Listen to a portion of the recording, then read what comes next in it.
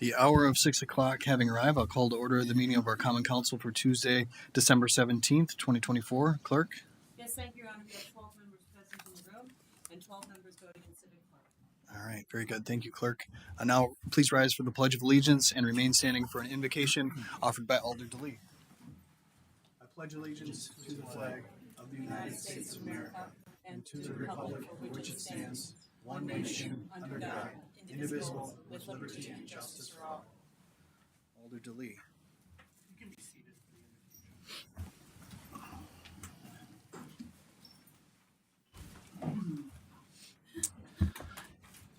invocation. Good evening. Being that the day after Halloween it was Christmas 100% in our home due to my girlfriend's love for the holiday season, I felt compelled that my invocation tonight be one that mirrors this time of the year. As we gather here today during this season of peace and goodwill, let us reflect on the spirit of the Christmas season, one of hope, kindness, and unity. May this time of the year inspire us to serve our community with compassion, understanding, and a renewed sense of purpose. Let us remember those among us who are facing hardships or challenges and strive to uplift one another, strengthening the bonds that connect us as neighbors and fellow citizens. May wisdom guide our decisions this evening, and may the work we do together honor the trust placed in us. Let this meeting be a testament to cooperation as we seek to build a city where all can thrive in safety, dignity, and joy. With gratitude for the opportunity to serve, and with hope for a bright and peaceful season for all, Merry Christmas and a very Happy New Year.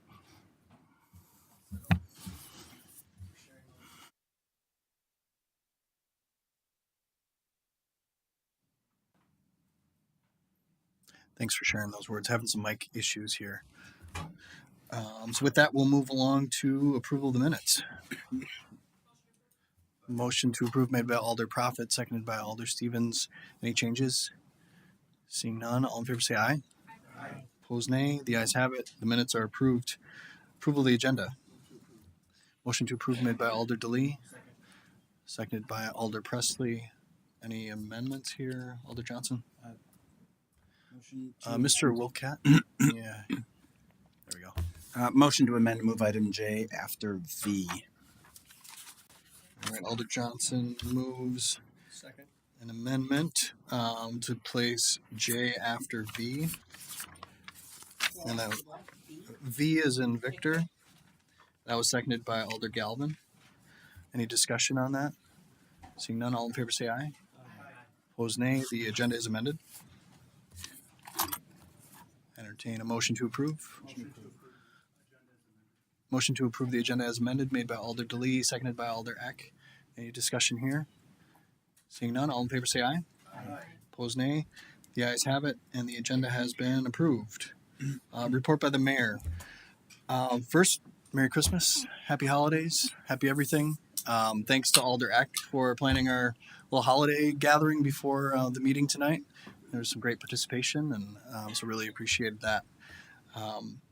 Also, yes, there was a lot of food brought, so yeah, members of the gallery, feel free to dig in. Well said. So thanks again for organizing and for everybody for contributing to that. A couple other items that I wanted to mention. As some of you know, Ahmad Rivera Wagner was elected to our state assembly down in Madison, so he's going to be representing us. So a round of applause for Ahmad.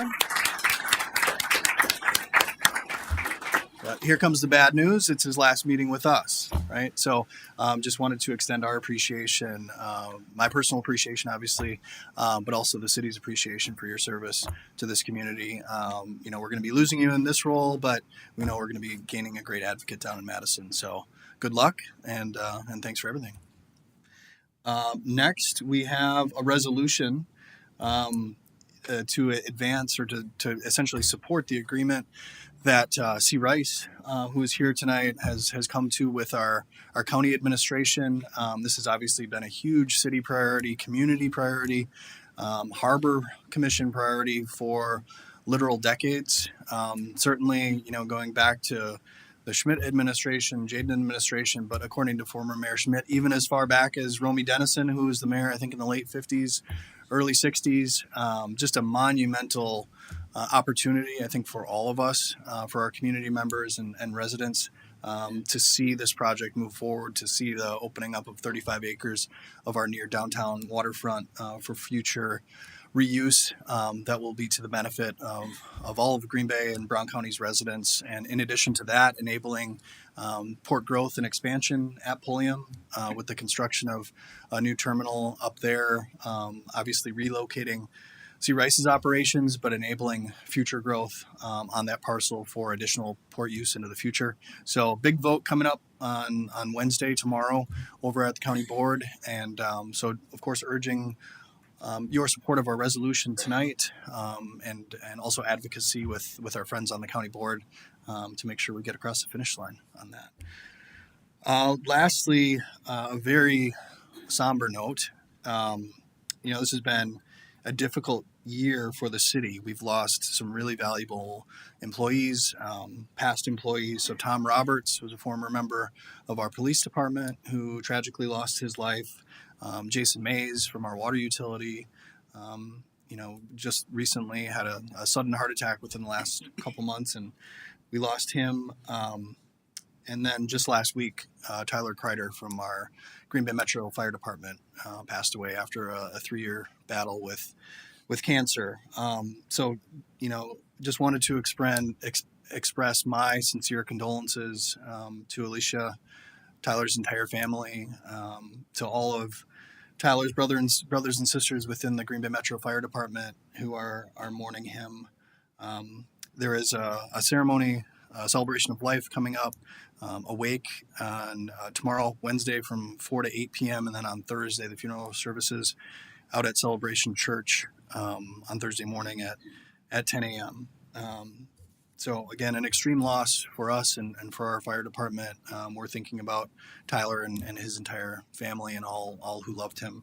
And so again, just expressing our sincere appreciation and condolences to his family. So if we could just have a moment of silence.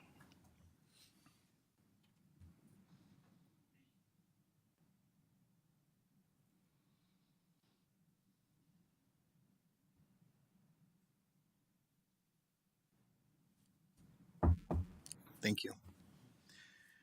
Now on to announcements from our council. Alder Eck. Oh, there we go. In light of it being almost Christmas time, I just wanted to let a couple of Christmas things that are coming up. Christmas concerts. Wow, it keeps going in and out. Okay. At the Cup of Joy this Friday, a Sweet Acoustics Christmas at 7:30, and then Saturday, the Swan Family Christmas at I think it's 7:00, and they are free admission. They just take a donation. So I just wanted to share that. All right, thanks, Alder. Any other announcements? All right, seeing none, we'll move along to appointments. We have one appointment here. Motion to approve made by Alder Prophet, seconded by Alder DeLee. Any discussion? Seeing none, all in favor will say aye. Opposed, nay. The ayes have it, and that appointment has been confirmed.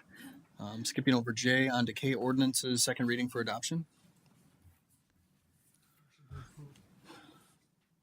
Maybe suspend. Alder Eck makes a motion to suspend the rules, take up these items with one roll call vote, seconded by Alder Prophet. Discussion here. Seeing none, Alder Johnson. Oh, sorry, it's on the suspension. I'm good. Okay. All in favor will say aye. Aye. Opposed, nay. The ayes have it. The rules are suspended. Motion to adopt made by Alder Prophet, seconded by Alder Hankfist. Now Alder Johnson. If the clerk could note an abstention on K3 and K4. All right, that will be noted. And just for council members, audience members, it's probably obvious at this point, but we're having some mic issues, so please bear with us a little bit. All in favor? Oh, roll call will be required on that, so we will use the board. You may vote. You see it? Okay.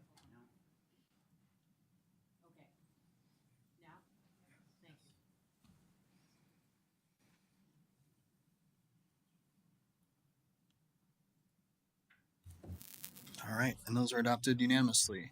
On to the report of the Redevelopment Authority. Motion to approve made by Alder Prophet, seconded by Alder Stevens. Any discussion here? Seeing none. All in favor say aye. Opposed nay. The ayes have it. That report has been approved. Improvement in services. Motion to approve made by Alder Prophet and seconded by Alder Eck. Items here to be handled separately. Hearing none. All in favor will say aye. Opposed nay. The ayes have it. That report has been approved. Protection and Policy Committee. Motion to approve made by Alder Stevens, seconded by Alder Presley. Items here to be handled separately. Hearing none. All in favor will say aye. Opposed nay. The ayes have it. That report has been approved. Protection and Policy Committee granting operator licenses. Motion to approve made by Alder Prophet, seconded by Alder Galvin. Any abstentions or names to be handled separately? Seeing none. All in favor say aye. Opposed nay. The ayes have it. That report's been approved. Report of the Finance Committee. Motion to approve made by Alder Galvin, seconded by Alder Hinkfist. I think one. Was it number one? Yes, I believe so. Yep, so I put one. All right, Alder Johnson. Well, did we approve it already? No. All in favor of approval will signify by saying aye. Opposed nay. You guys have it. Items to be held separately is item 1, Alder Johnson. Yep, motion to approve. Motion to approve made by Alder Johnson and seconded by Alder Galvin. Motion to open the floor to hear from interested parties. All right, Alder Johnson makes a motion to open the floor. That was seconded by Alder Galvin. All in favor say aye. Aye. Opposed nay. The ayes have it. The floor is open. And this is the item 1 on the Finance Committee agenda to approve the dissolution of the Memorandum of Understanding and allocation of $1 million roughly of ARPA Economic Impact Funds for RDA vacant lands. Is there somebody? What was the name? Daniel Muir. Is it Daniel Muir in the gallery?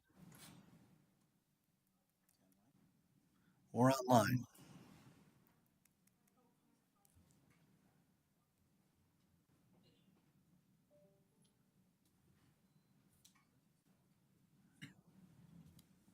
Mr. Muir, we're not hearing your audio coming through. So just give us a second, maybe.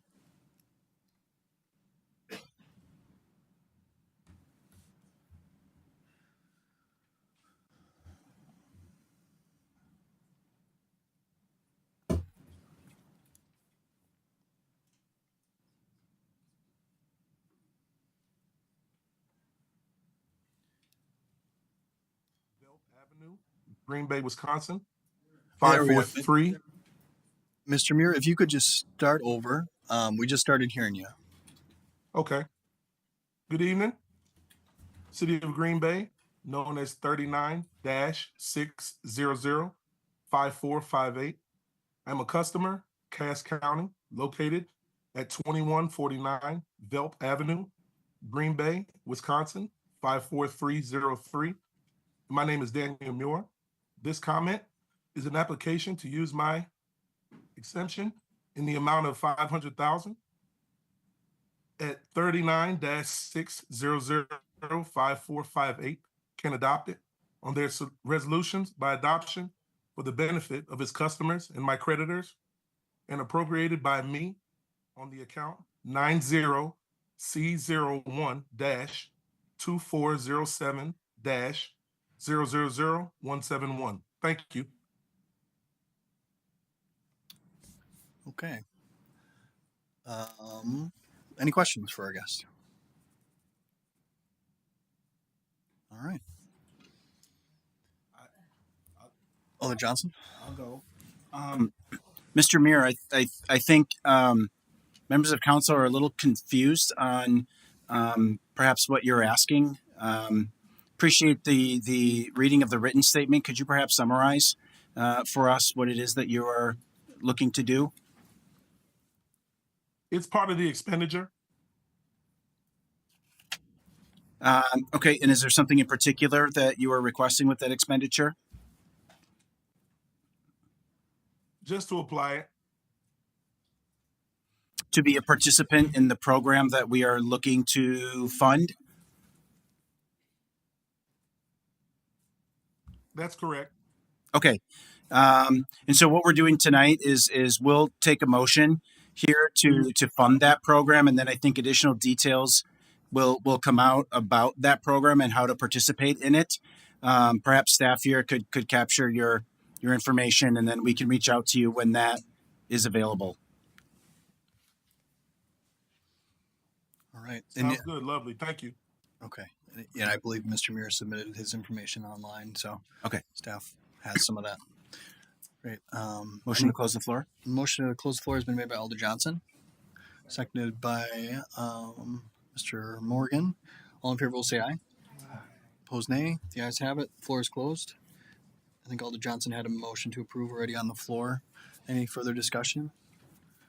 Seeing none, all in favor will say aye. Opposed, nay. The ayes have it, and that motion succeeds. On to the Park Committee. Motion to approve made by Alder DeLee, seconded by Alder Eck. Items here to be handled separately. Hearing none, all in favor will say aye. Opposed, nay. The ayes have it. That report has been approved. Personnel Committee. Motion to approve made by Alder Stevens, seconded by Alder DeLee. Items here to be handled separately. Alder Prophet. Okay, very good. Alder Prophet notes an abstention on item 2. Any other comments? None. All in favor will say aye. Opposed, nay. The ayes have it. That report has been approved. On to our informational items. There's a building report and a municipal court report, both for November 2024, included in the packet this evening. Next is our Committee of the Whole for consideration and possible action to approve a resolution celebrating the collaborative effort to relocate C. Rice's coal operations. Alder Johnson? Sure. Motion to approve. Motion to approve has been made by Alder Johnson, seconded by Alder Galvin. Alder Johnson on the motion. Yeah, thank you, Mayor. This is something that the mayor and I had discussed as a formal procedure to really demonstrate the city's support for obviously a very critical vote that is going to happen by the county. I think we'll probably have potential for some amendments. So what I would do is I think that there are some folks here who would want to speak to this. So I'll make a motion to open the floor, and then we can reconvene discussion afterwards. All right. Alder Johnson makes motion to open the floor, seconded by Alder Prophet. All in favor will say aye. Aye. Opposed, nay. The ayes have it. Floor is open to interested parties. If you just want to approach the podium and state your name and address for us. Is this one working? Yeah. I think so. My name is Keith Hasselhoff, and my address is 693 Forest Oaks Trail, North Huntington, Pennsylvania. Appreciate the opportunity to speak tonight. Good evening. Again, my name is Keith Hasselhoff, and I serve as the CEO of the C. Rice Company. C. Rice has been part of this community for more than a century. Our company has done business on the Great Lakes since our founding in 1880, and we have called our Mason Street location here in Green Bay home since 1900. C. Rice has been proud to create jobs in this community for generations. We've also been proud to supply the energy necessary to heat homes and power factories that have helped grow the local economy for the past 124 years. The history of our company is closely linked to that of this community, and we know our future will be as well. C. Rice has been through many different ownership structures.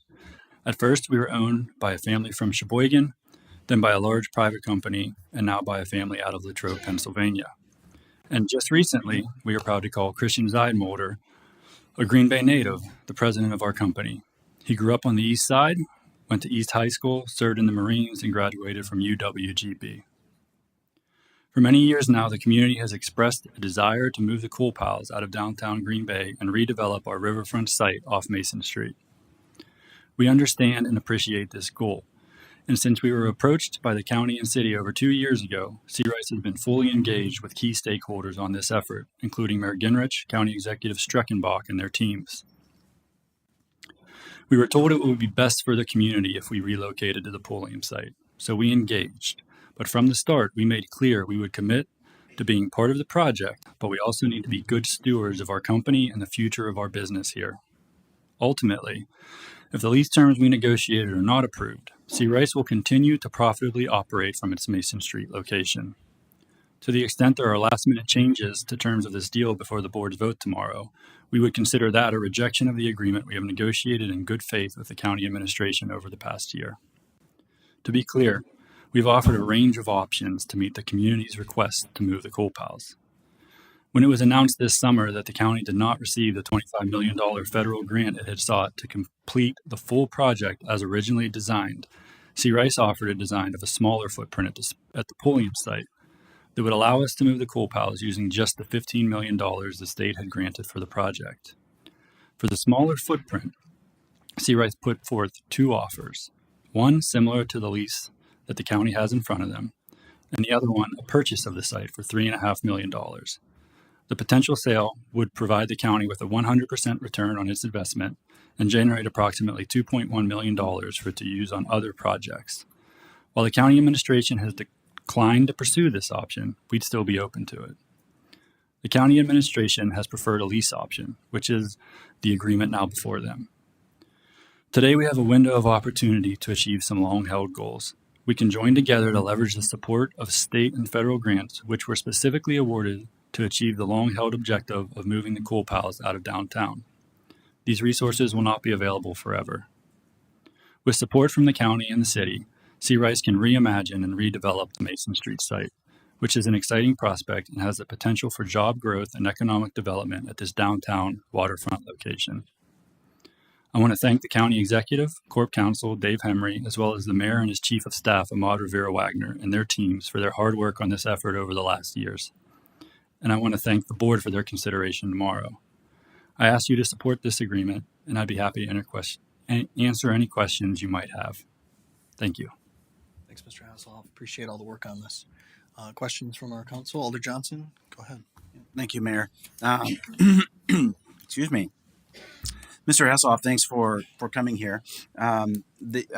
Your current site, the one that's downtown, is in my district, just to provide some context. So obviously want to thank you, for being a partner, coming to the table, and working with all the interested parties. I mean, this is complex. It's hard.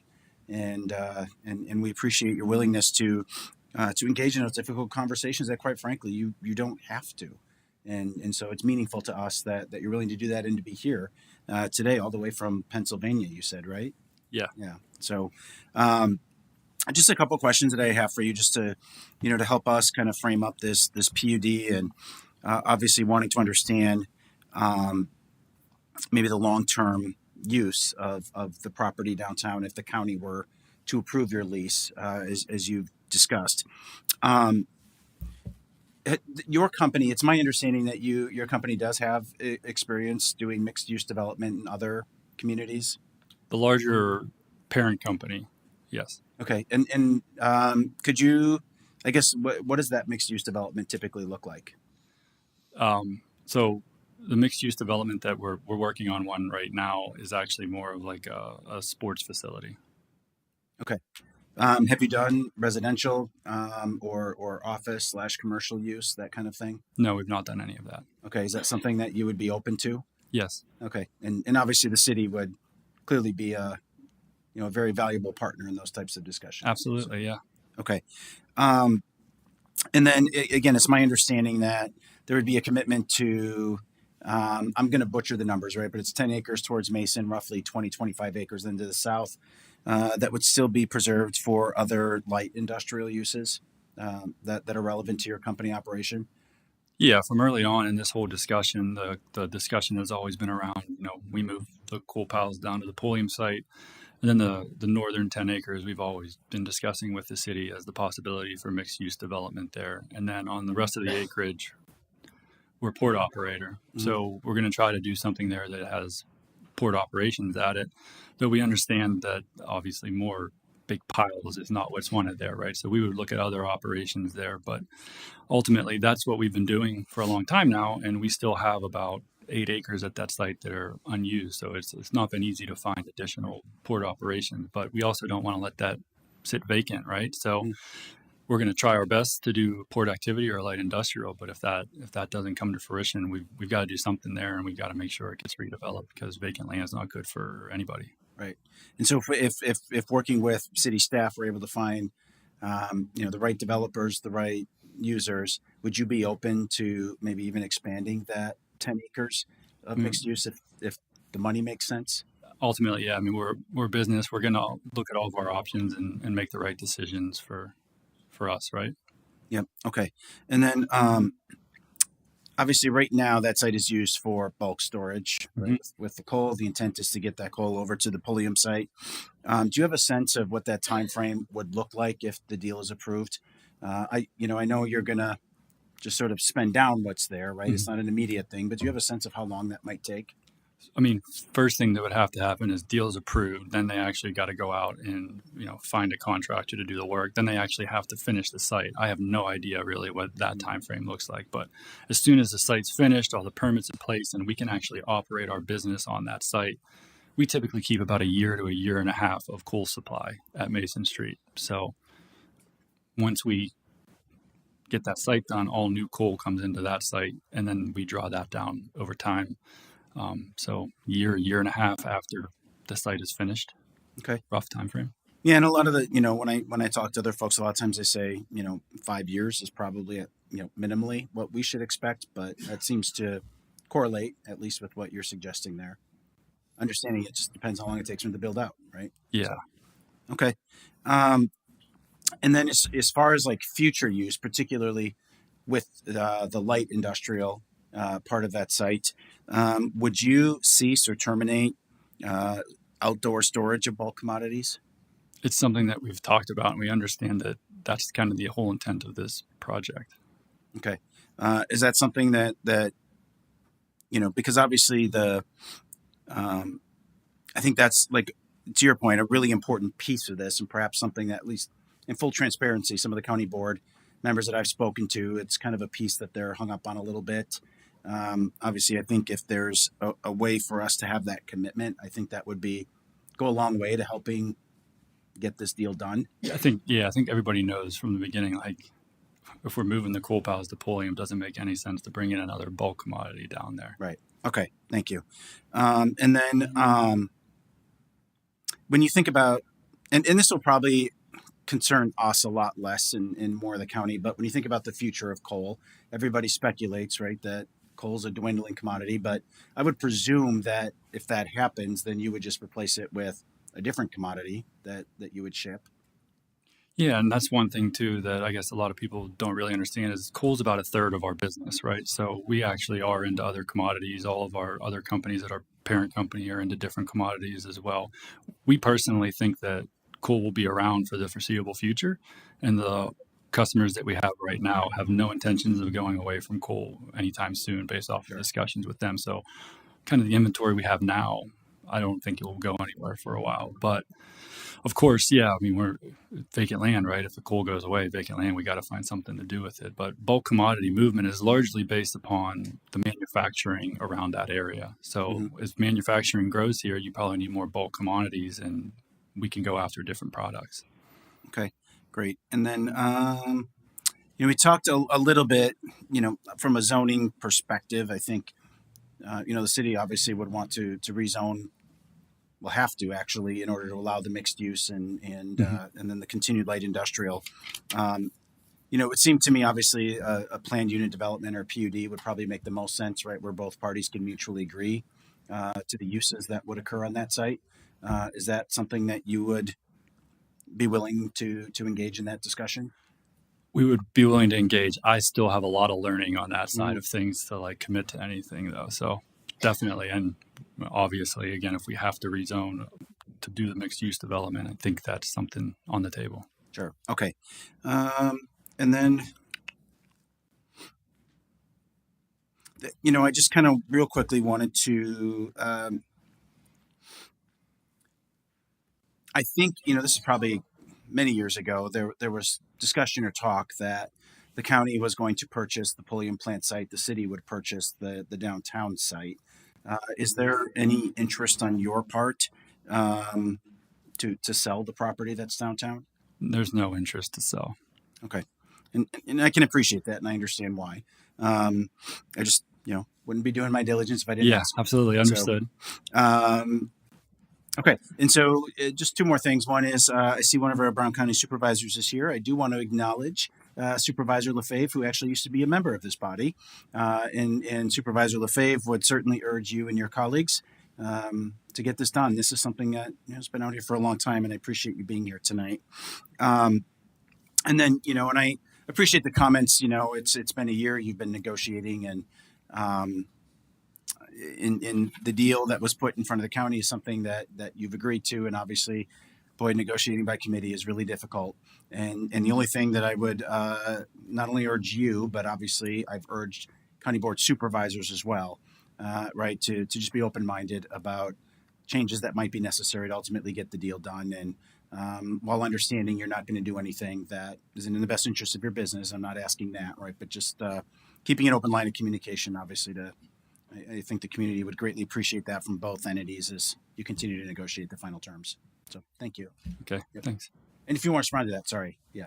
I mean, on that item, I mean, like you said, we've been doing this for about a year now, right? And we started off owning the entire site, and then after that, it was the entire site for 100 years, and then it was a portion of the site for 100 years, and then it was a portion of the site for 75 years, and then it was a portion of the site for $90,000 for 75 years with 2.5% rate increases, and then it was a portion of the site for 95 years with 2.5% increases, and now we're going to do a market lead. So we've compromised a lot over the last 10 months. And we just assumed the entire time that everybody on the county board and everybody was, involved there. And we're kind of to the point now where we're asking ourselves, like, this is really kind of the bottom line for us, right? So we've compromised a lot over the last year. And then even, I mean, there's a lot of business owners, I think, in this room right now, but even that's not how you negotiate, right? Like, last minute changes is tough for someone, put us on the spot right then and there. Like, we had an agreement 2 weeks ago, even for 100 years. And then last week they came back and said, can you shorten it? And okay, we'll go to 75 years, but come on, like, we got to get this over the finish line at this point in time. Thank you. Mm-hmm. Thank you. Any other questions for our guests from council members? Yes. All right. Alder Galvin. Thank you, Your Honor. Has your company looked at, with this move, if it happens, how it's going to impact your company? I mean, is it going to increase your ability to bring more products or commodities into the area? I think kind of spoke to that a little bit earlier, right? I think that we've been trying to do that, right? We have 8 acres at Mason Street right now. We've been trying to grow the business. That's something we constantly do. It's going to be really based off of the manufacturing and the need for the area. Kind of our view is probably not a whole lot more need for bulk commodities at this point in time.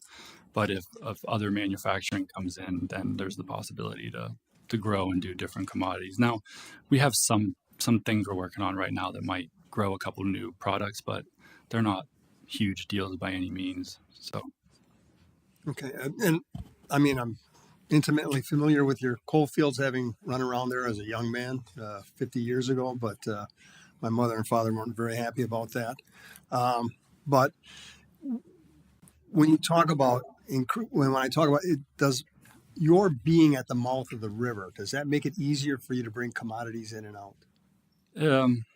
not really. No, I mean, there's maybe another foot or two of draft, but other than that, there's not a real big difference. When you look at vessel rates, like what it costs, the difference between going to the mouth of the river versus going down the Mason Street is going to be a minimal impact on any cost to the operation. Okay. And will moving increase any amount of jobs that are currently being employed at your company, or? I would say that goes to the redevelopment of Mason Street, right? So us moving down there would allow us to reimagine and redevelop Mason Street, and that will bring job growth. And that's still largely to us. We've got to do some due diligence and figure out what makes sense there. Does that seem like a real possibility if you're able to move? Yeah, we're gonna redevelop that site into something. We're not gonna let it sit vacant. I mean, it's a good piece of land, and there's something that will definitely end up there. All right. Thank you. Mm. Any other questions?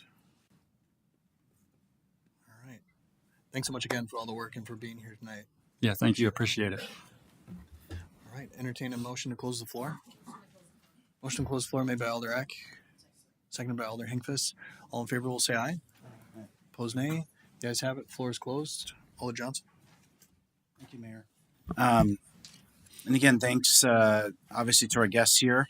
They've traveled a long ways, I think, and to me that demonstrates a really strong commitment to make this happen for our community, for this part of our county that has really been talked about, as the mayor said, for many decades and generations. Before you is a resolution. As many of you know, resolutions are the formal process by which we communicate with other governmental bodies to demonstrate our commitment and support for certain actions, and we really wanted to secure this body's obviously favorable vote that we could then transfer this message over to our county board to show how important we think that this is to our community. I'd encourage all of you to reach out to your county board supervisors to vocalize your support for this. If you have relationships with others, really make it known how important this vote is, how crucial and critical it is to the future of our community. I think there's, while Mr. Hasselhoff here didn't necessarily explicitly say it, obviously there's been a lot of work and effort that has gone into this negotiation, and I think that process continues. And folks that perhaps want to see, a deal that looks a little differently, and unfortunately we've come to the 11th hour here, and so we have to, our county board has to make some really difficult decisions about what's more important here. The opportunity to get this done using $30 million of state and federal money that's intended and already authorized and allocated for port expansion, or are we going to let this opportunity slip through our fingertips? Really, the only real opportunity we've had to do this in that entire time that this has been talked about. This really hinges on one vote, and we really need this body's support, working with your county board members to talk about that.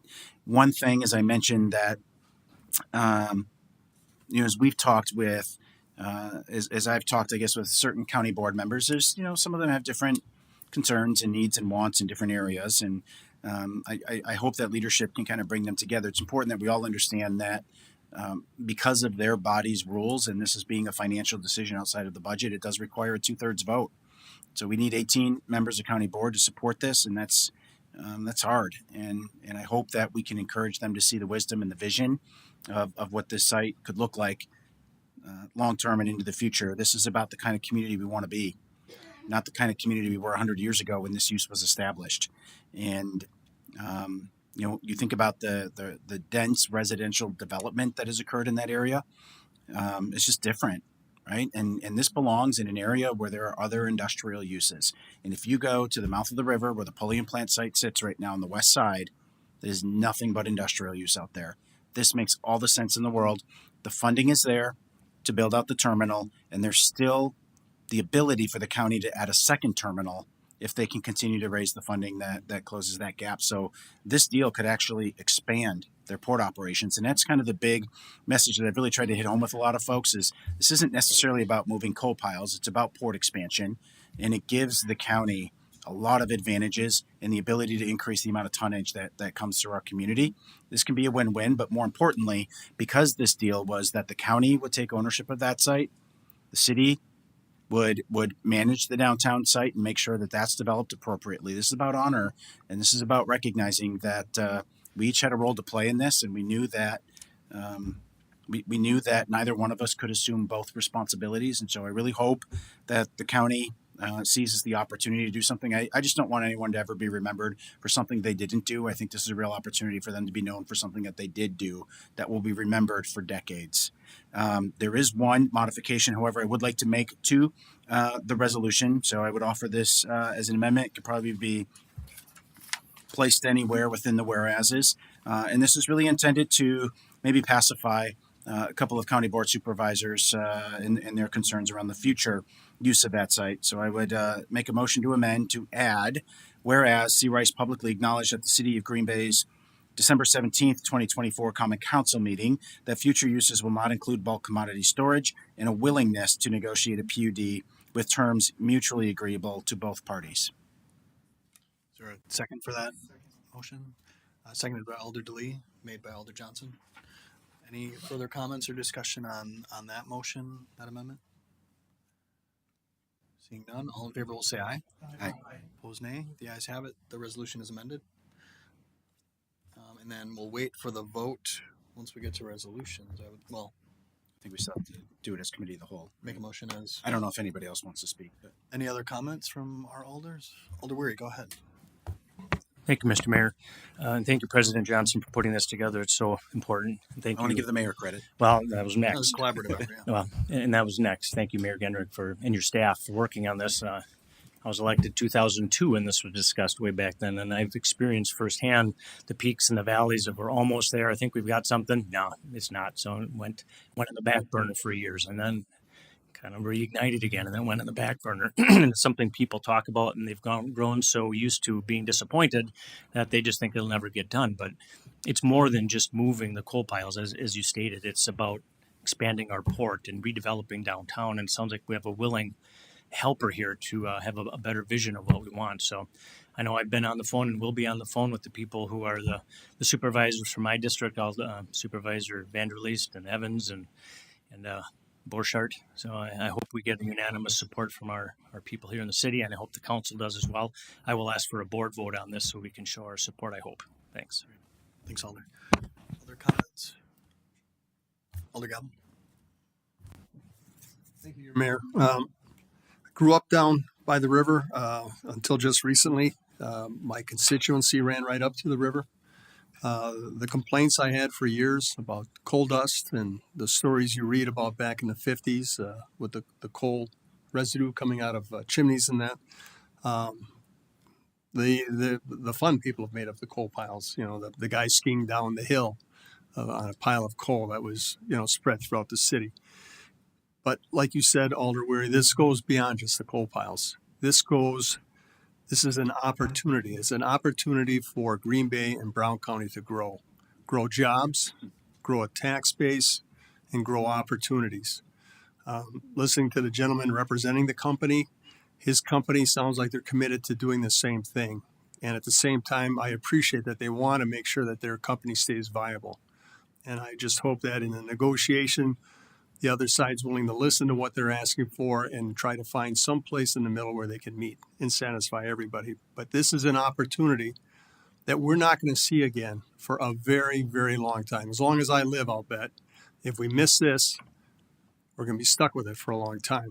And we've been waiting for an opportunity. I can't think of an opportunity in the last 20 or 30 years that equals what this potentially has for not just, and this is not just about Green Bay. This is about Brown County. This is actually about Northeast Wisconsin and what it can do for this area. And I think people have to look beyond their little areas that they're in control of and look at the big picture and think, what is this going to mean for us 50 years down the road, 75? What does it mean for our children and our children's children? So I hope people are listening, and I have already called my Brown County rep, and I plan on calling a few others. Thank you. Thanks, Alder. Any other comments? All right. Motion to approve as amended.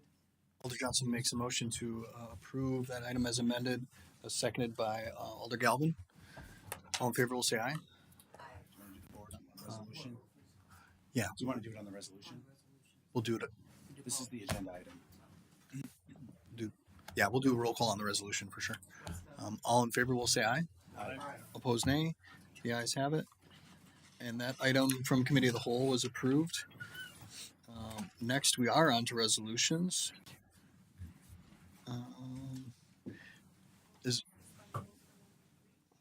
Yes, we will do that. That's a great idea.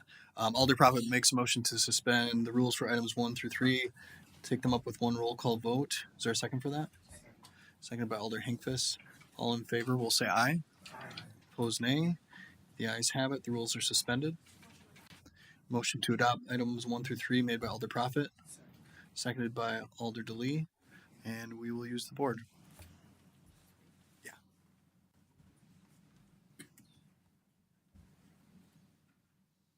You may vote.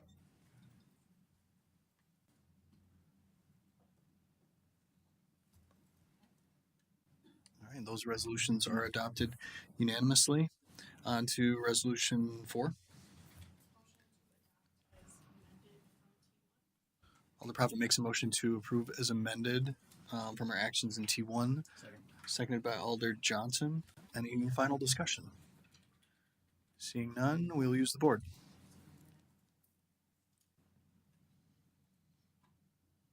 You may vote.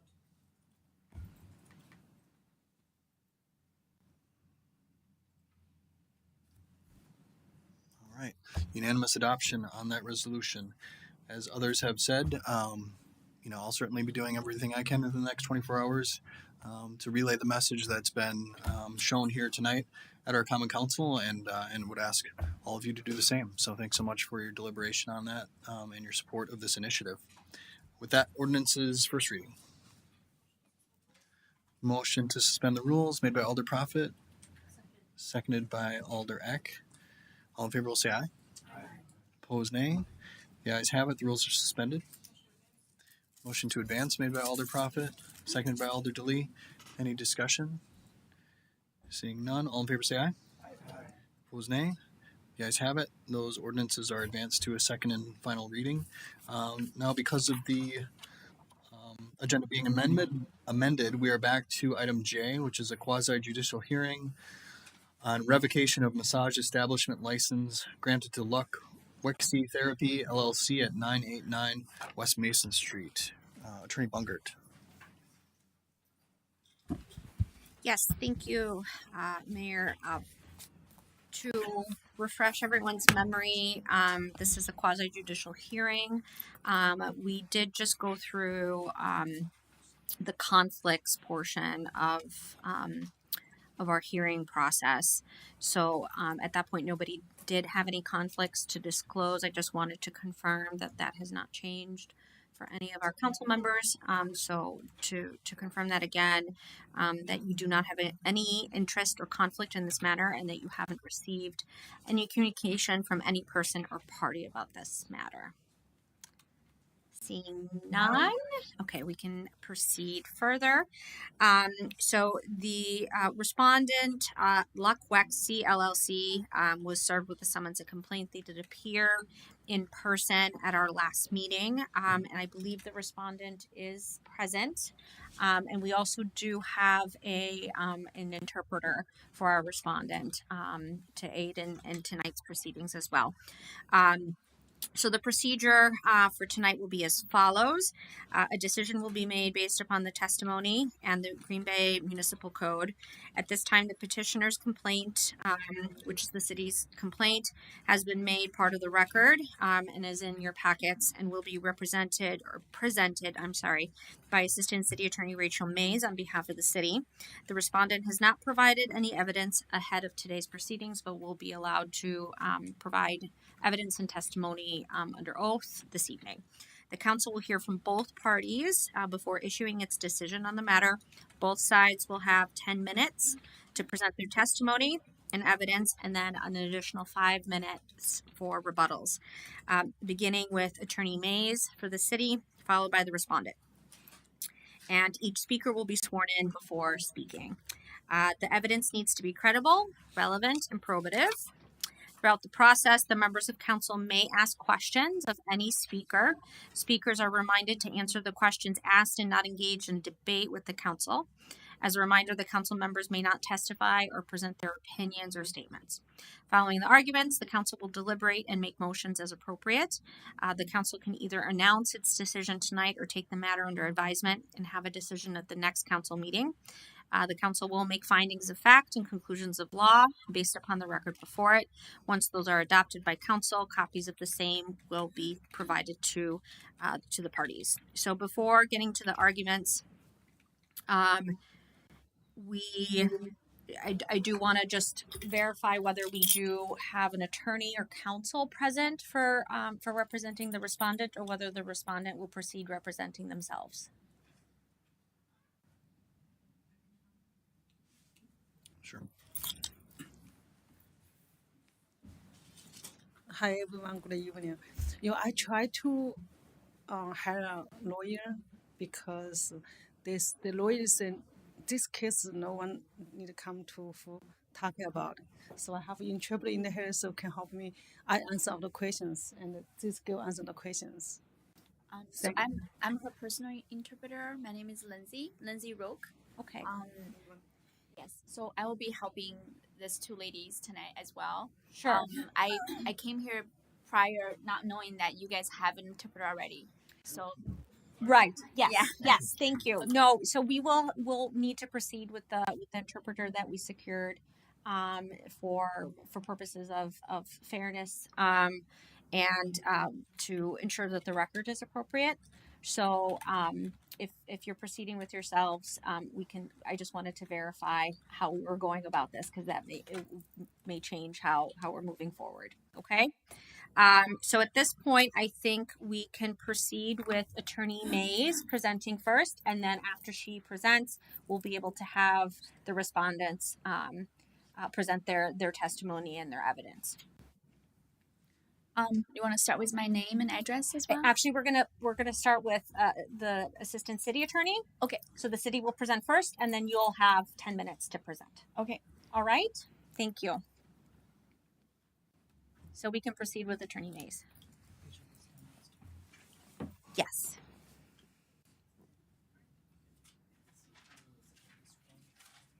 Yes. No, she doesn't get sworn in. Attorney Mays, before moving forward, will you have any additional witnesses that you'll be presenting as part of your case in chief? No, I will not be presenting witness testimony. Okay. All right. You may begin. All right. Good evening, council. I wish I would have thought to wear a festive sweater tonight. Join the party. All right. So we're here tonight to talk about Tulip Spa at 989 West Mason Street.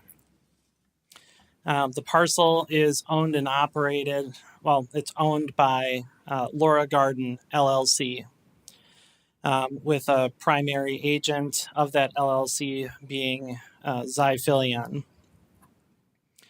On July 30th of this year, this council granted a massage establishment license to Luck Weiji LLC, Luck Weiji Therapy LLC. This LLC doesn't exist on the DFI website. Very similar, Luck Wenji does exist, with a primary place of operations at 989 Mason Street. So this LLC is registered with the DFI. This LLC has Wei Wenju as its primary agent. So the license that was granted was for an entity that doesn't exist on the DFI website. Now, if that was the only issue, was the difference between an N or an I probably wouldn't be standing here in front of you tonight. Looking at the application, which I did attach as Exhibit 1 in last month's agenda, I think it's also been provided for, or last meeting's agenda. I think it has been provided again on this meeting's agenda. That shows the application that was submitted by Luck Weiji LLC. And as a matter of compliance checks, on September 6th of this year, inspections along with the Green Bay Police Department went through and did compliance checks at massage establishments throughout the city. During the September 6th conversation at Tulip Spa, there were some contradictions to the application that was supplied for that location that came to light. During that inspection, there was no distinction between two businesses operating. So Tulip Spa continues to operate, run by Zyphilion. There's no indication of a separate business being run by Luck Weiji or Luck Wenji LLC. It appears to be one operation. The site plan in the application document shows the entire interior of the building as being the area that Luck Weiji LLC was operating its massage establishment. So there's no distinction there between, with a massage establishment license, you could potentially have multiple businesses operating out of the same building.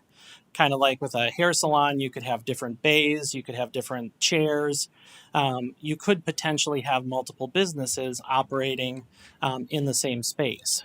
But there's no distinction. There's no signage. There's no differentiation on the site plan. So it all appears to be one operation. During the conversation, community police officer Camera Allen discussed with Zai Filian, and Wei Wenju was present in the room. And Zai Filian acknowledged that she filled out the application to help her friend Wei Wenju. On that application contained the contact information for Zai Filian, her phone number, her email address, her proof of insurance. So the application was for Wei Wenju, but Zai Filian's information is what was contained in the application. Zai Filian, during that conversation, acknowledged that she still owns and is running Tulip Spa. She had not sold the business to her friend. In fact, there was discussion about potentially selling, so they just got the massage establishment license under Wei Wen's name. But the massage establishment license is not transferable. You can't transfer it between locations. You can't transfer it between business owners. If a new business wants to get an application submitted, they have to do that individually. Other inaccurate information on the application includes, so besides the name of the LLC being mistyped, it also includes that the applicant is not a corporation. This was an LLC that was applying. That stands for Limited Liability Corporation. Selecting that the applicant is an LLC, is a corporation, would prompt the applicant to fill out additional questions. There would be additional information. Who are the agents of the corporation? Who is the primary agent? Where is the place of business? Those types of questions would populate at that point. Using the non-owner or the Zai Filian is running the business, and by not including her as the applicant, there's another question on the application that says, do you have any judgments against you for massage-related violations? And Zai Filian has 10 judgments against her for massage establishment-related violations through the Green Bay Municipal Court. I attached that as Exhibit 2 in your packets. So the grounds for the revocation of this massage establishment license is whether the applicant submitted an application with information knowing it to be false, fraudulent, or intentionally deceptive. Those are the grounds that I'm asking you to revoke this license here tonight. If this was one typo, I wouldn't be standing in front of you. But using someone who doesn't own the business, isn't running the operations, and now 2 council meetings in a row, when this item was called, who came up to the podium to represent this massage establishment? It was Zai Filian. It was not Wei Wenju. So when you look at all of the different inaccurate information, misinformation, I don't know how you come to a conclusion that this was not intentionally deceptive. At the end of the application, the applicant certifies that the information contained herein is truthful and accurate to the best of their knowledge, that they are submitting accurate information. That was not the case here. So beyond the fact that this massage establishment license was granted to an entity that doesn't exist, I think that in and of itself could be revocable. But when you throw the misinformation, the inaccuracies, and what very much looks like a straw man applicant applying for this license and being granted this license, I would seriously or sincerely request that this council revokes the massage establishment license granted to Luck Weiji LLC for the massage establishment at 989 West Mason Street. I do have the body camera footage from the September 9th or September 6th compliance check. It's about 15 minutes of footage if council does want that played. I reviewed it a number of times, so I can also answer any questions that you may have about that footage. If you want me to play that, I do have it available if that's what council desires. But those are the bases for which I'm requesting the revocation of this massage establishment license.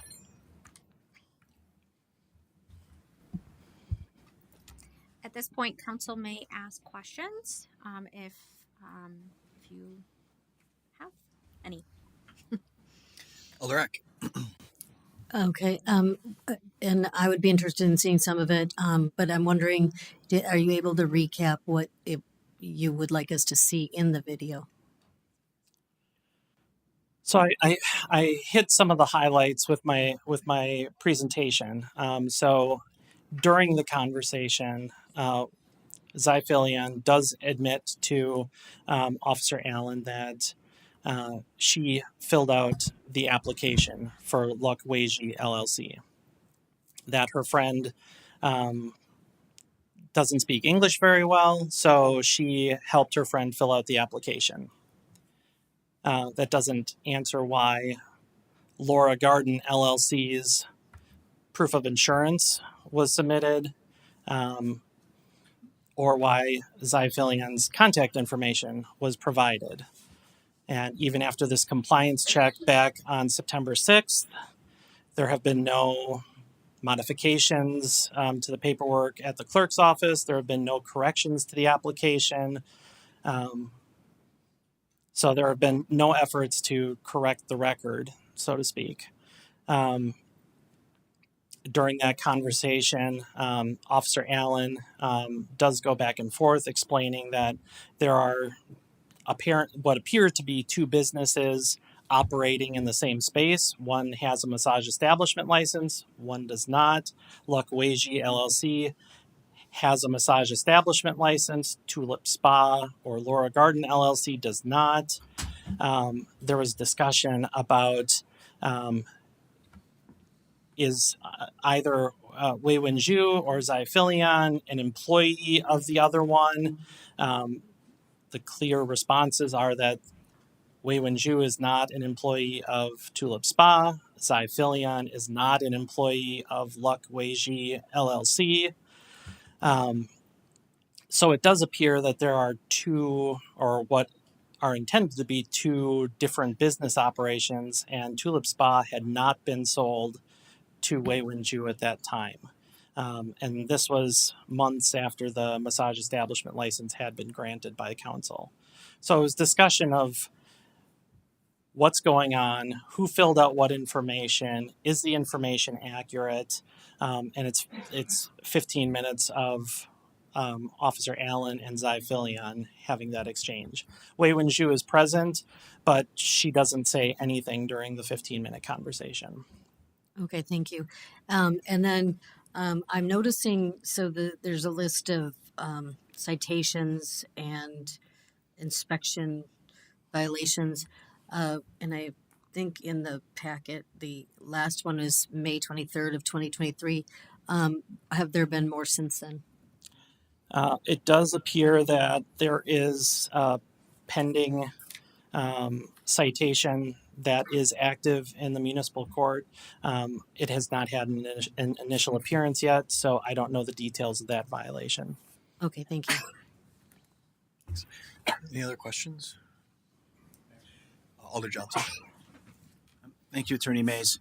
I'm looking at, and I get why you're bringing up the spelling errors, the corporation thing. I think for me though, like I'm more concerned about the ownership, of course, and then ultimately the citations. And one thing I don't think that's at least terribly clear to me: violation of housing code.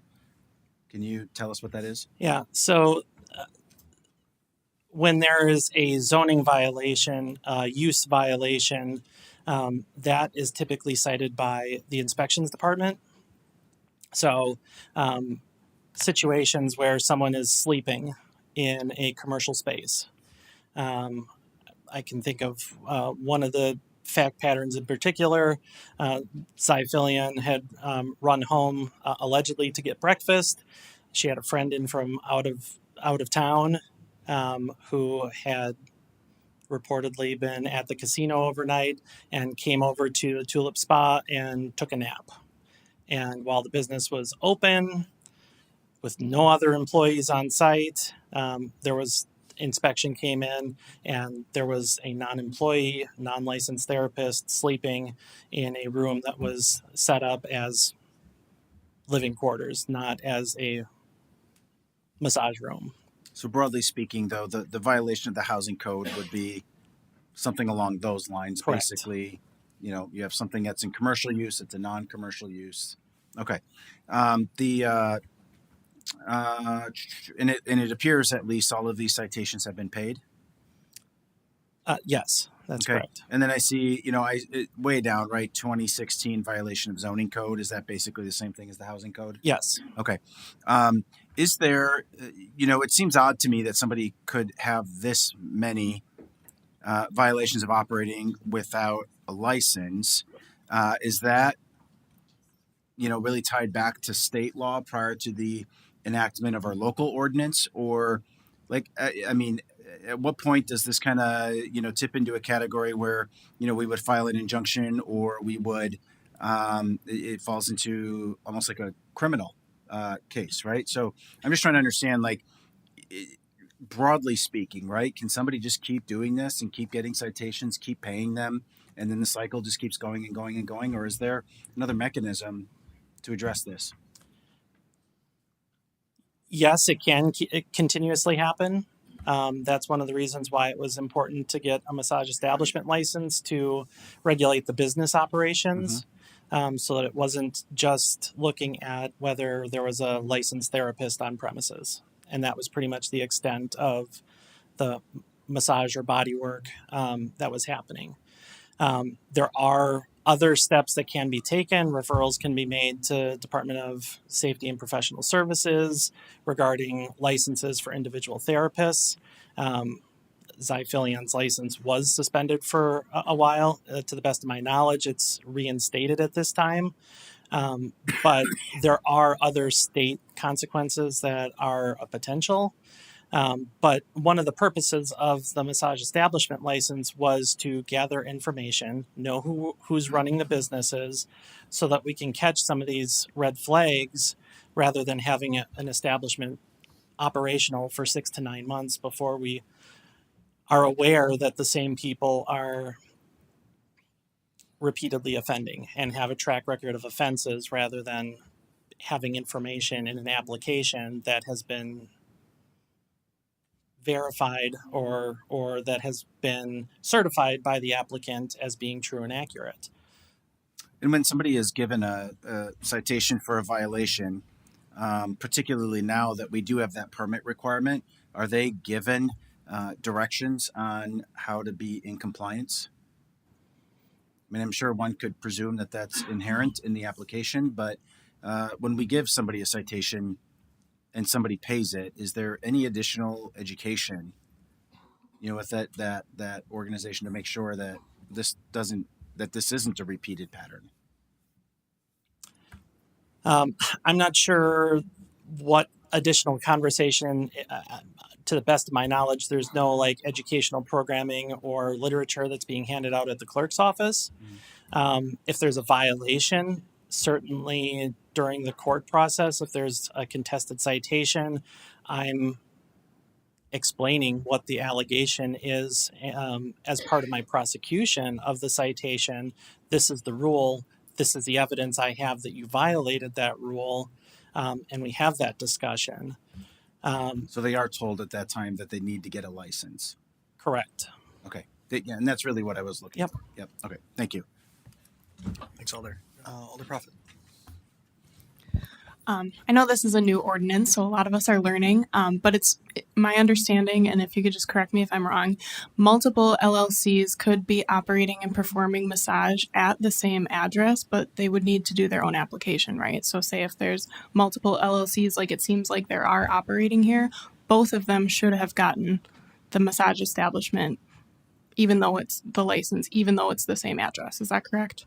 That's correct. Additionally, the site plan for each application would distinguish where each business is operating. There would be signage that's required by our zoning code about having each business having signage on the building exterior, those types of things. So, yes, there would be a distinction, and each location. So even if you had corporate massage entity that wanted to open up 10 locations in the city, each location would have to have its own massage establishment license. Each owner of a business would have to have a massage establishment license. They're not transferable to between people. They're not transferable from location to location. So that's how the ordinance is set up. Thank you. Alder Gallon. And then Alder Hutchison. Okay, Alder Prophet got me thinking. You can't have an LLC at the same address, occupying the same rooms or area.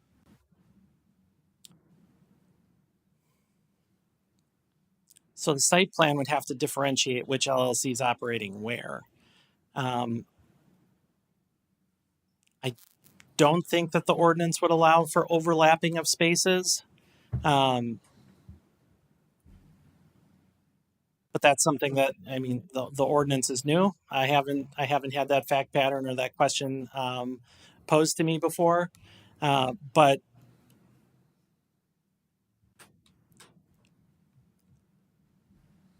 I think that the spirit of the ordinance would require that the spaces be distinct and specified, so that if there was a compliance check, inspection would know whose space they're inspecting, whether, which business is responsible for any non-compliance, which is why a site plan is required. All right. So they couldn't even do it where one LLC operates Monday, Tuesday, Wednesday, and the other one operates Thursday, Friday. I mean, if that's specified in the application, I think that could be a potential. Okay. But having the shared spaces, I think more what I would expect to see is that room 1 and 2 are Luck Weiji LLC, and 3 and 4 are Laura Garden LLC or Tulip Spa, or that they would have distinct spaces. All right. If Zyphilion was to apply for a massage establishment with this record, would you recommend denial or would you recommend approval if the LLC checked out and if the site plan checked out? That's not a decision for me to make. The licensing is a decision for all of you to make.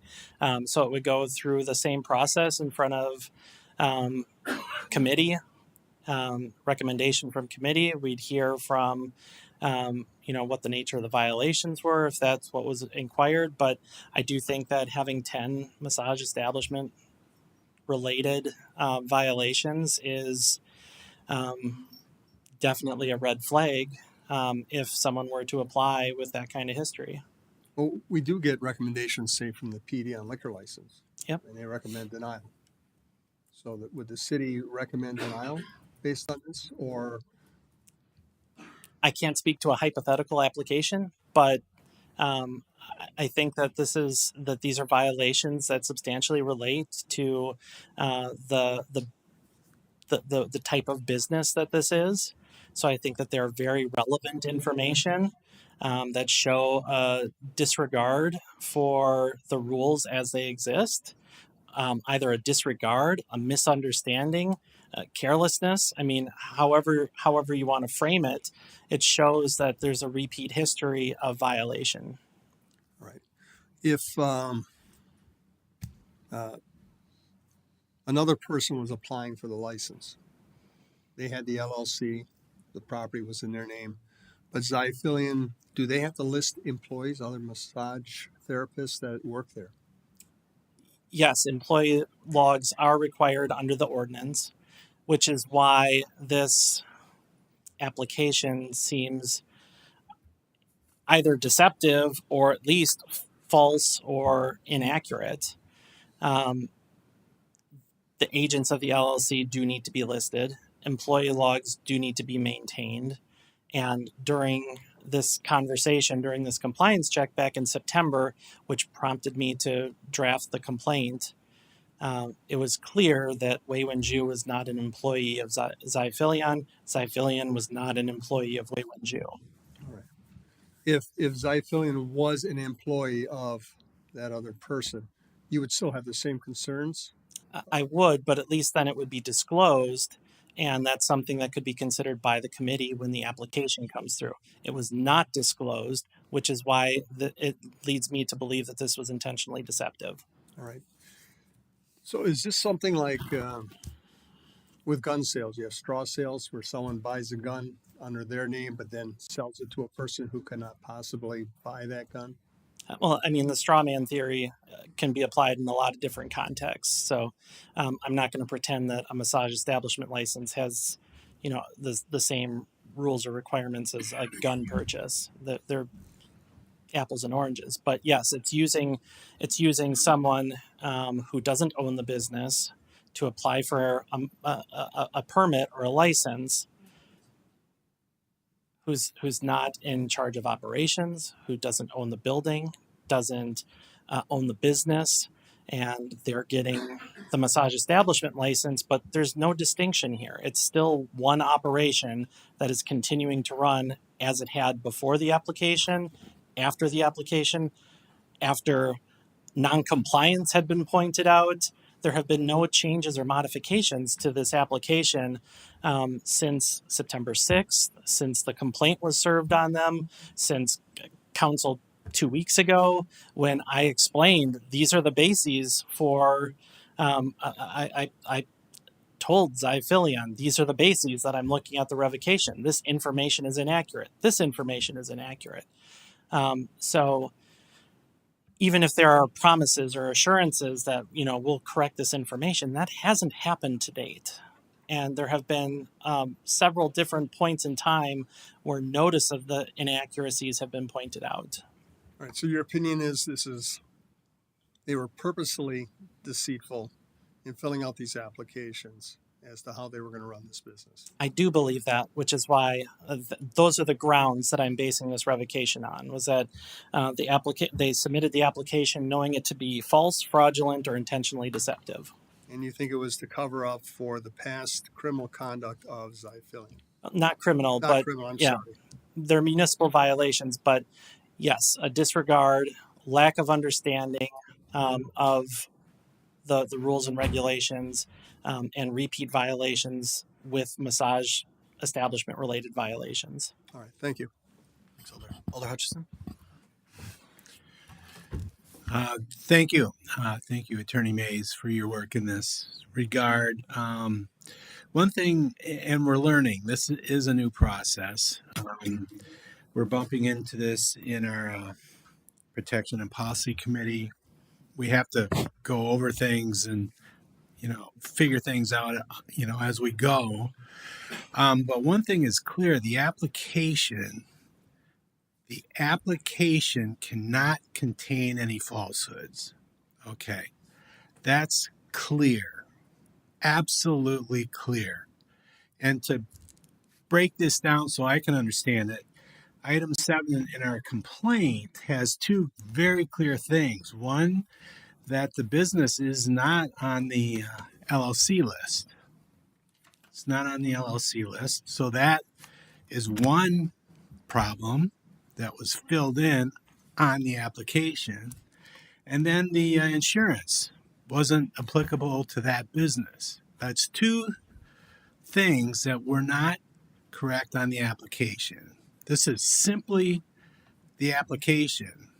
And I stress this in the committee, the application has to be as accurate as possible. Because if that's not accurate, what are we basing our decision on? So I'm breaking this down to those two basic things. The other things are things of concern, but until those two things get answered, I don't see any way forward in this thing. I mean, that's just my opinion at this point in time. I haven't heard the other side yet, but that's clear.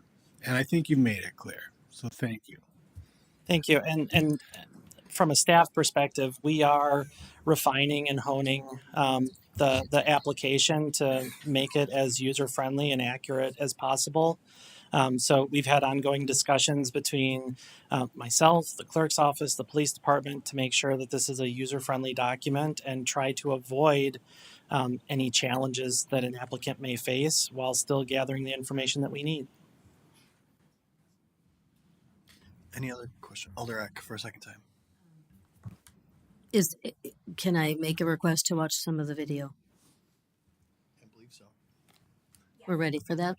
You can enter that into evidence, and Thank you. Attorney Mays can play that.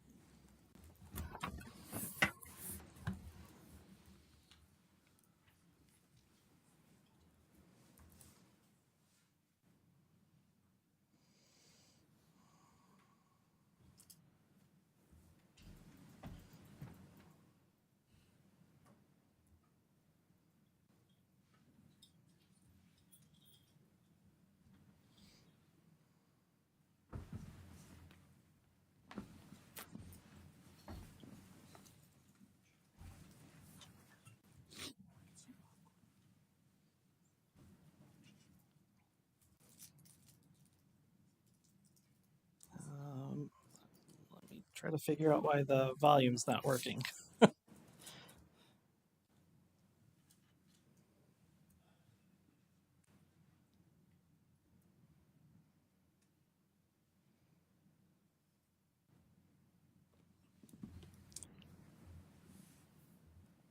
IT, any help here?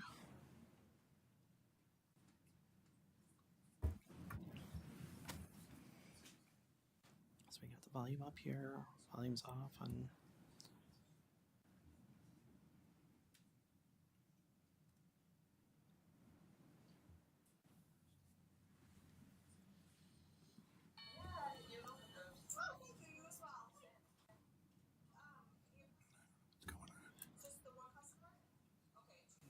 Did you do the share audio video on the share Oh, settings? that might be it. Yeah, unshare it. Yep. Yeah, do that. And then do Yep. email sent.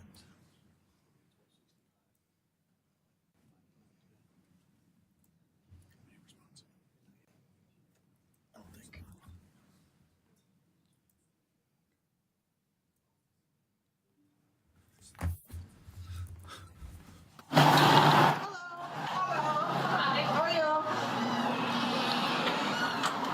Hello. I haven't seen you in a while. Yeah, you look good. Oh, thank you. You as well. Your customers here? Just the one customer? Yeah. Okay. Customers in the other rooms? No. Okay. So we're just doing a compliance check. Inspection has to follow up on. Yeah, what's the sign that you had on the door when I came the other day? What is the sign? The sign with the hours and the name that I had you post on the door. It was green. In the here? You had it. Useful? Yeah, you can put it back. Oh, okay. Ma'am? Yeah. Are you able to get up your ID for us? Yeah. And you put it here. Your ID? This is one? Okay. All right. She has license? Okay.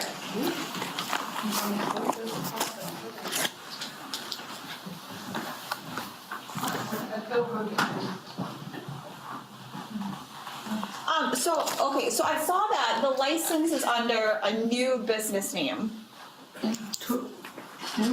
Well, so that she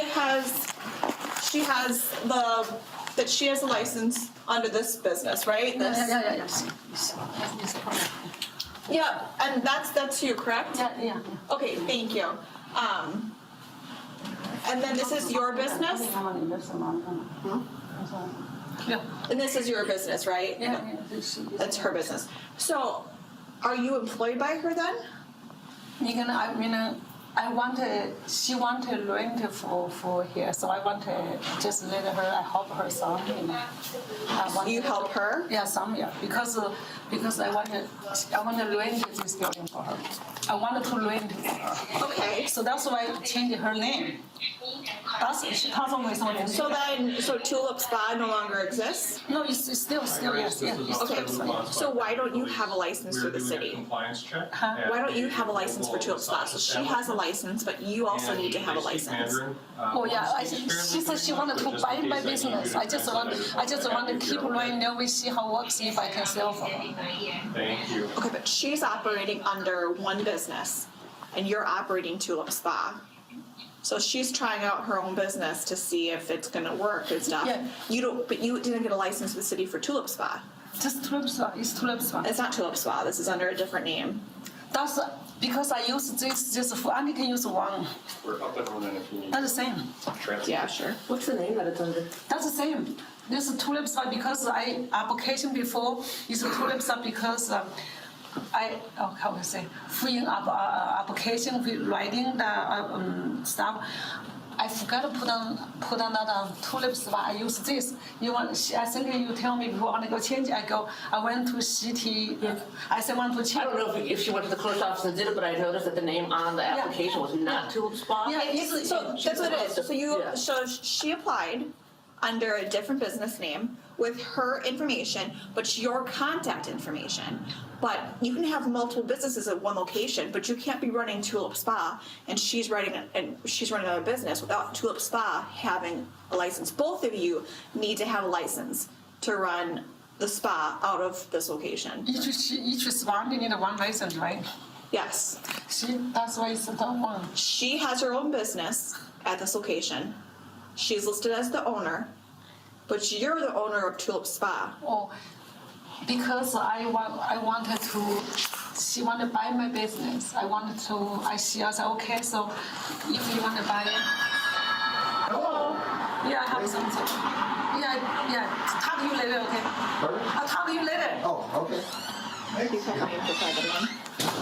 Yeah, that's why if I wanted to sell for her, I don't know. Last name is going to be Zebra Henry Union. First name is William Edward Ida. Edward Nora. Female date of birth. It's going to be 9967. Okay. Do you want a translator? Do you want a translator? Because I don't want there to be any miscommunication about this. Do you want a translator? No, I don't think so. Okay, we're just going to keep her just in case. So you're saying that she wanted to buy your business. Yes. And so you're letting her operate to try it out. Yeah. But you told me that Tulip Spa is still running. She's just working here. Still is a Tulip Spa. If I sell for her, same. Keep everything the same.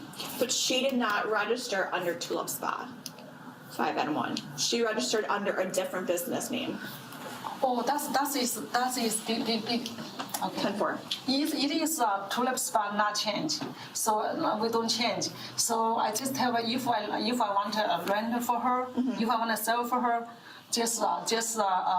then say, use her this name. Maybe it's my building. I don't want it. If she's doing not good, I want to bring back. But the problem is you didn't apply correctly then, because she is listed as the owner of one business that's operating out of here, but you're the owner of Tulip Spa that is also operating out of here. So because you are claiming two separate businesses, then you need to have two separate licenses. Did she buy Tulip Spa? She wanted to, yeah. She hasn't though yet. She not yet. She wanted to. That's why I want to know. So why didn't you apply under Tulip Spa and list her as an employee? She still want to keep the same. She want to keep the name everything the same. But she didn't register under Tulip Spa. She registered under a different business name. just because the application make a mistake is the same. Just application not make a mistake, not writing tulip spa. So I can change if you wanted to must need change. I can change. I can change. I don't know. I think just only need one Well, license. then why is she listed as the owner? But your content, your email and your phone number is listed, but she's listed as the owner. Because I don't know if I want to truly sell, because UCT must need to have license in the application for April 30th, because I don't know exactly I want to sell for her or not. That is why. But that doesn't make any sense, because you're the business owner. You have someone that you're employing that you're thinking that maybe is going to buy the business, but you still own and operate Tulip Spa. But that she went and put in an application. Did you put in the application, or did you? I do. I hope because so then you falsified it by saying that she's the owner of the business. We together doing this, because I say because you April 30th must need to finish the application. She said she wanted to buy. I said, okay, so I don't know if I truly sell it or not, so we just use your name for the application. But only one address, I only need to have one license. But the problem is that Tulip Spa is still being operated. Yeah, exactly. You still are operating Tulip Spa. You're the owner of Tulip Spa. You're advertising online that Tulip Spa is operating. You have the name out there. So you are operating under Tulip Spa. Okay. And she is under a different business. So you have two separate businesses, one that's licensed and one that's not. Because you need to have one company, right? Your application. No. You have two separate. You could have multiple businesses under one location, but you only did one business. Yes. Not Tulip Spa. Yeah, I remember. I see it's like your address. You begin application must need to have one company, right?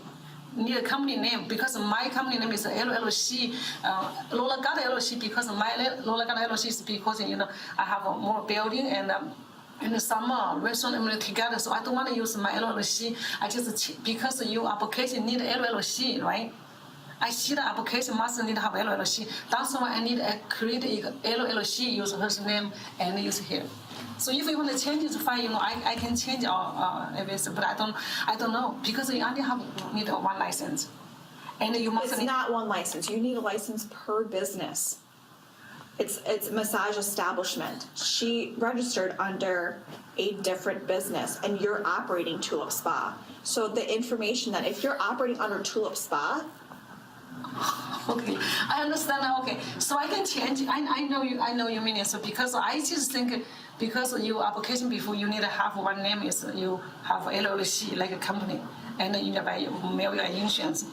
Everything, because I don't use my old LLC, just create a new LLC. That's why she wanted to buy. That can change. I hear that you're saying that you were confused, that you wanted one LLC, but the problem is you listed her as the owner. She is not the owner. You are.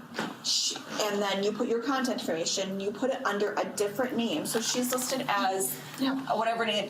It should be under, regardless if you want to do it a different LLC. It's supposed to be Tulip Spa. You're operating Tulip Spa, but you put the wrong owner and you put the wrong business name. Okay, I can change. I can change. It needs to be changed, because as of right now, your business Tulip Spa doesn't have a license. That's the same. It's the same. You see, it's licensed. She uses she name, right? You use she name have one. Okay. I think it's the same. I think it's. I don't think she understands. I understand what she said. I understand. I truly understand. But I just think you one address only can use one CT application for one. I can use her name. I can. I'm not already know exactly sell for her, but you do. We make the money. I do half. She get half. I get half right now. Your ownership? No, yeah, because right now, own the money. If you make it. Like I said, if you make it 1,000, we have 500, half. Because I wanted to sell for and use her name. It doesn't make sense that this property is under an LLC.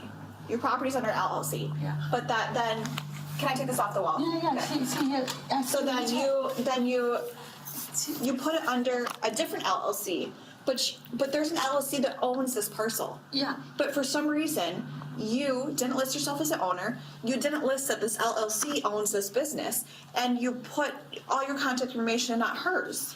Yeah, this is she LLC. I think it's sell. If I sell for her, I just lock it away. So she owns this LLC. Okay, but you operate this spa under a different LLC. You're currently operating, you are the owner of that LLC, and you did not apply for a license. She did. You have to get another license through the city with your name, your LLC, stating that you're operating Tulip Spa at 989 West Mason Street. You're essentially operating two separate businesses.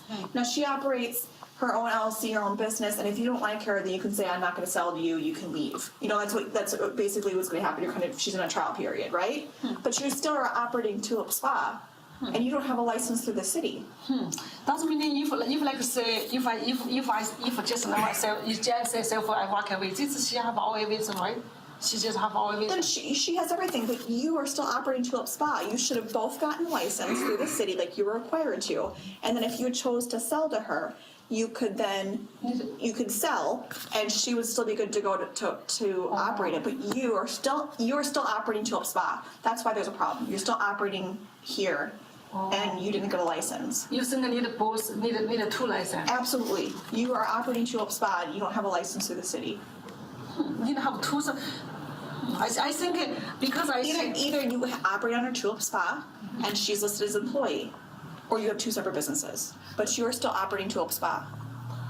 I just want to sell for her. But you haven't sold to her. You're still the owner of Tulip Spa, and you're still operating Tulip Spa. You're advertising Tulip Spa. The customers that come in are coming to Tulip Spa for massages. She don't want to change the name. She want to same Tulip Spa. She don't want to change.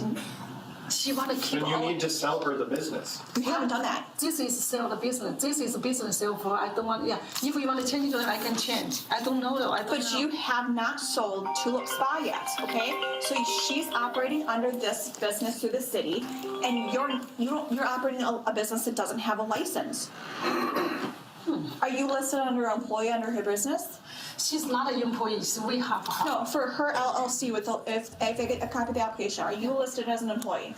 No, So then she's in violation of city ordinance then, because she's not listing you as an employee. Moses is she working? She's stopping here. I'm not here. So then you are in violation because you didn't get a license, and with that license you need to list your employees, which she would be one of them because she's working under Tulip Spa. That's why I use her name. She uses her LLC because then why don't you use her contact information? Why would you use your contact information? She writing there so far, not 100% give to her, and I worry she doesn't English not that good. I'm not good but English, but I can understand a little more, so that's why I keep my stuff. When I leave, I give all things for her. But I use that name is 920-337. The message the file is used. She never used that number. You used your email and your phone number. Use my things. Use my name and my because I worry. And she don't want to see husband. No, she have a business. She want a divorce. That is why. It doesn't matter. At the end of the day, she applied for a business license through the city under her ownership and her business name with not the correct contact information, which is also falsifying it because that's not her information. You did not obtain one. And you are still operating, you own and operate Tulip Spa. You are operating Tulip Spa right now, and you did not obtain a license. She is out of the picture, okay, because she's valid through the city. I mean, she has obviously some issues with the license because she didn't fill it out correctly. Okay, but you did not obtain a license. That's a misunderstanding. That's truly a misunderstanding. I think it's meaning I only need one license. One people use LLC and go application and all the stuff use one. I don't know. I don't know. I need it. Okay, at that point, Officer Lonsbach starts using the language line translator that he had on his phone the whole time, and they go over the same questions with the use of interpreter. So at this point, the video is pretty cumulative, but that's the nature of the conversation. Alder Prophet. I have a follow-up question that stemmed from that video. It was my understanding that as this is a new ordinance, there was first education that was happening at those compliance checks, and I heard the date a few different times that 4:30 that they had to get that application in, and I do see that that was the date that they applied. Was that a hard deadline that was given to the business that if we don't have an application by 4:30, they're going to have to cease their business? As the new ordinance rolled out, I don't think that it was you have to stop operations. I think that as businesses were getting their licenses, that application date is when the conversation was going to start turning from education to more compliance enforcement. So maybe a warning, maybe a citation. But as you saw with Officer Allen, there was a lot of education happening, trying to explain this is what you need to do to be compliant. And since that conversation, there have been no modifications, no amendments to the information on the application. The LLC name hasn't been corrected. I mean, there have been no steps taken to correct these inaccuracies from the application. Thank you. Presley.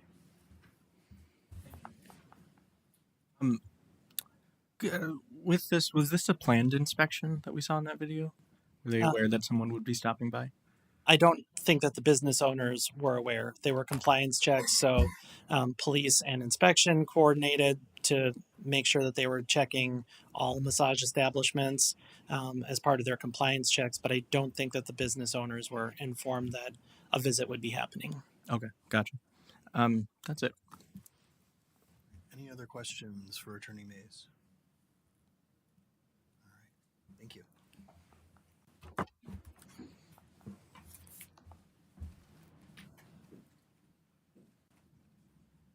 All right. Thank you. And so now we can move on to the respondent and their testimony and evidence. So we would invite the respondent to come up. And we will swear everybody in, and whoever's actually going to be presenting testimony or answering questions. But we will also have the interpreter come up and have them sworn in as well. And then we can proceed, and you'll have 10 minutes.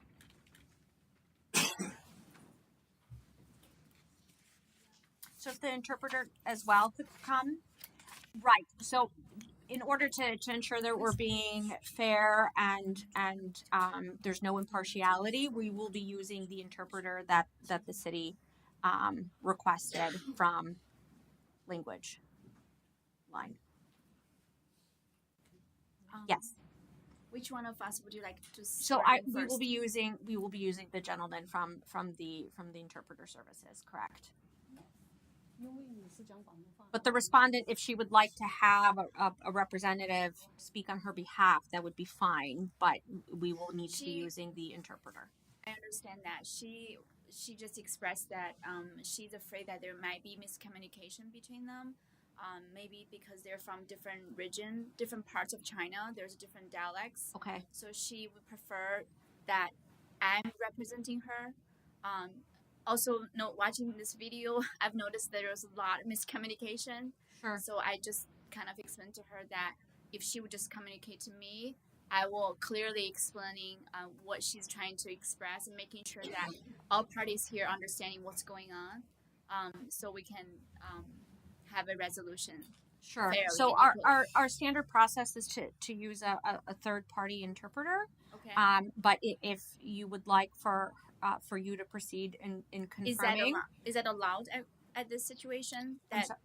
Is that allowed in the situation that she would have her own preferred? They would just interpreter? have to be a certified interpreter, correct? So in order for to ensure that there's no impartiality, no bias, and that everything is being accurately portrayed to the deciding body. So that's why our procedure and our process is to have a certified interpreter versus someone who is fluent in the language and is capable of interpreting, but maybe does not necessarily have the appropriate credentials. Okay, what would you suggest in this situation? What would we do in this situation? What do you suggest? That we, as I indicated, that we would proceed with the interpreter that we have. 就是说还是 one second my center， 他就说还是要用这个先生。I can respect， 我可以尊重他用他，但是因为他你知道中国有很多很多的语言，就是每个城市都不同的不同的语言，所以我怕他。我是讲中文，他讲广东话都有点怕Alden Johnson has a question for Attorney Bungert. Sure. Yeah, so in the situation that the reason that she insists that I would be here to assist her is because we don't, I know that I'm saying this, but we don't know each other before today. It was just, she hired me as an interpreter.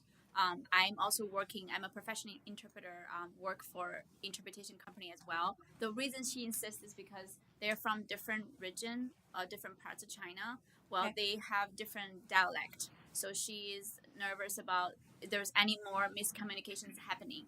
And this is very important to her. So she want to make sure that her idea, her explanation is clearly represented as well. So I think Attorney Mays has. Sure, we Attorney can Mays. we can proceed to Attorney Mays. All right. I also just wanted to point out. I just wanted to point out that the respondent here is Wei Wen Zhu and Luck Weiji LLC. So, as far as Zai Filian's preference between who her interpreter is, I suppose that would be left to if counsel opened up the floor for public comment, which seems unorthodox in a quasi-judicial proceeding. But the respondent here is Wei Wen Zhu, and the city has procured a certified interpreter because that's standard judicial procedure. Thanks, Attorney Mays. 是魏小姐，魏小姐她是要问她问题的，所以说她说因为你只是过来辅助的，所以她会主。我知道，知道，对，我今天又给我那10张票，10张他不是开了我罚单吗？我就回答一点点问题，其他就问他，回答我自己的本身问题。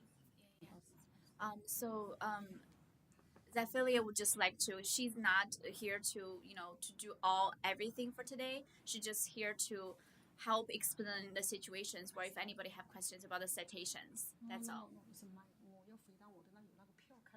Yes. 我刚才是这样说的 ，Yeah.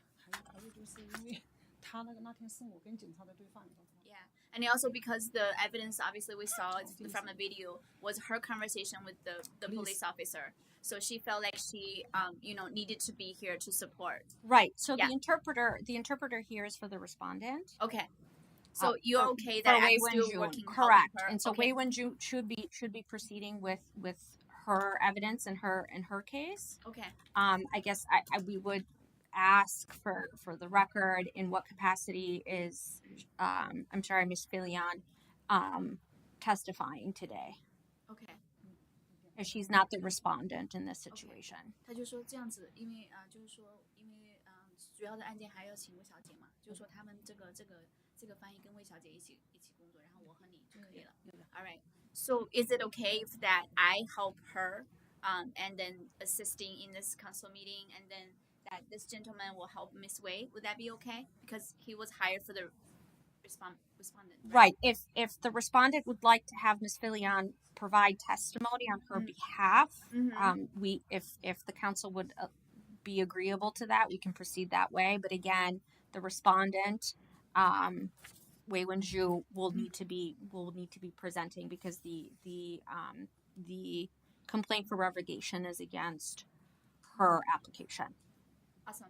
I'm gonna. And then our interpreter would be able to facilitate for communication for that Absolutely. purpose. So again, we would ask the respondent to proceed with her case. Okay. So not Ms. Filian. If the respondent would like for her to present testimony at some point, you have 10 minutes to present your arguments and your evidence, and then proceed with questions. So we would invite the respondent to proceed. And we can swear in everybody. So we'll swear in the gentleman. I'm sorry if you would be able to identify yourself, and we'll be able to administer the oath. Thank you. Okay. My name is Gee Ong, spelled Ghee, last name Ong. I work for the International Translators in Green Bay. And the address, if you could turn my mic off, Mayor.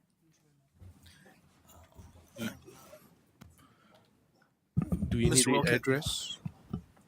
Mr. Wilkett, this is not working at all. So Clerk Jeffries needs. Yeah. the mic. Oh, You're there on. we go. Okay, thank you. And Mr. Ong, can you give the address of that organization, International Translators?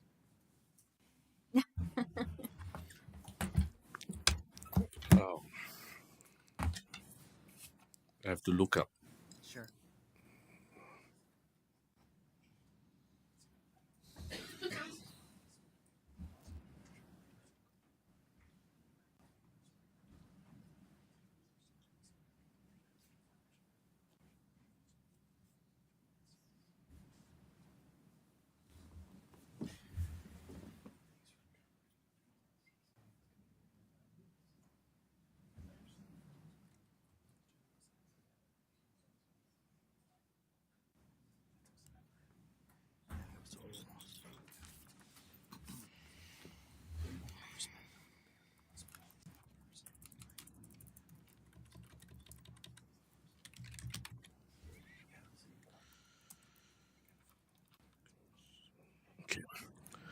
Address is 529 South Jefferson Street, Suite 205, and that is in Green Bay. Okay, Mr. Ong, if you would just raise your right hand. Do you swear or affirm that you will make an accurate, complete, and impartial interpretation from the English language into, is it Mandarin Chinese? Mandarin. Thank you.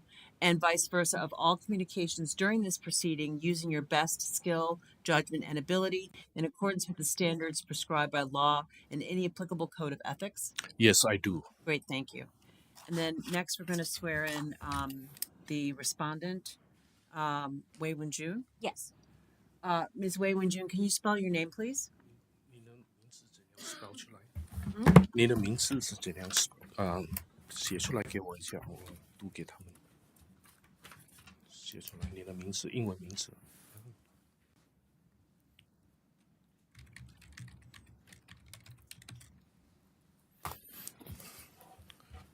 Spell as 这是 W 是吧 WEIWEN？WEIWAN Last name ZHU.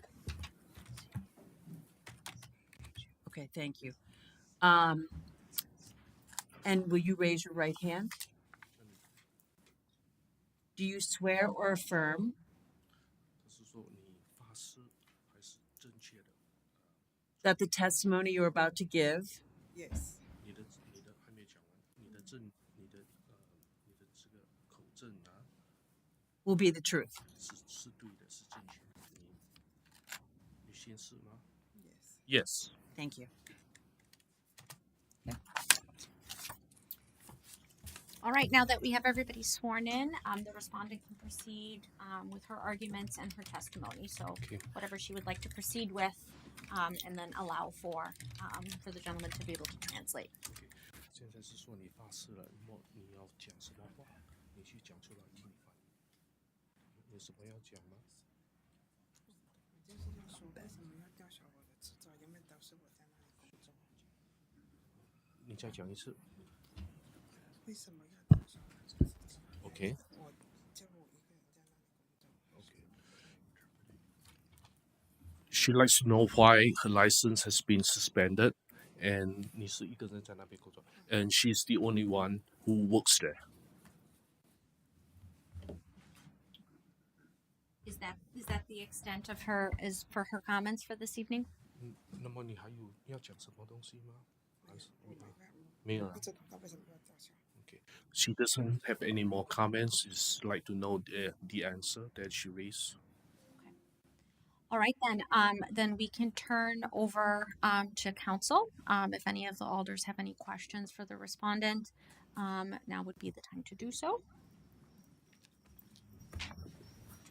Any questions from council for the respondent? We do have a couple of alders that are in the hallway. Can you hear her coming? Just asking if there are any questions for the respondent.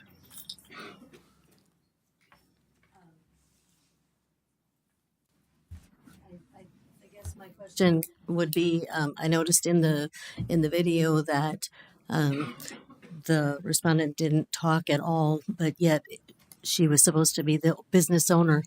Just, I guess I'd like clarification on that. 就是刚才看那个视频，那么看到你没有一声都没有讲出来，那么他要知道为什么你没有发言的时候，我听不懂。Okay. She couldn't understand the conversation. Okay, thank you. Any other questions? All right. Alder Presley. Hi. I'd just like to know, does she run the day-to-day operations of Tulip Spa? 你是说每天这个按摩的场所，你是每天负责的吗？是啊，每天是啊。Yes.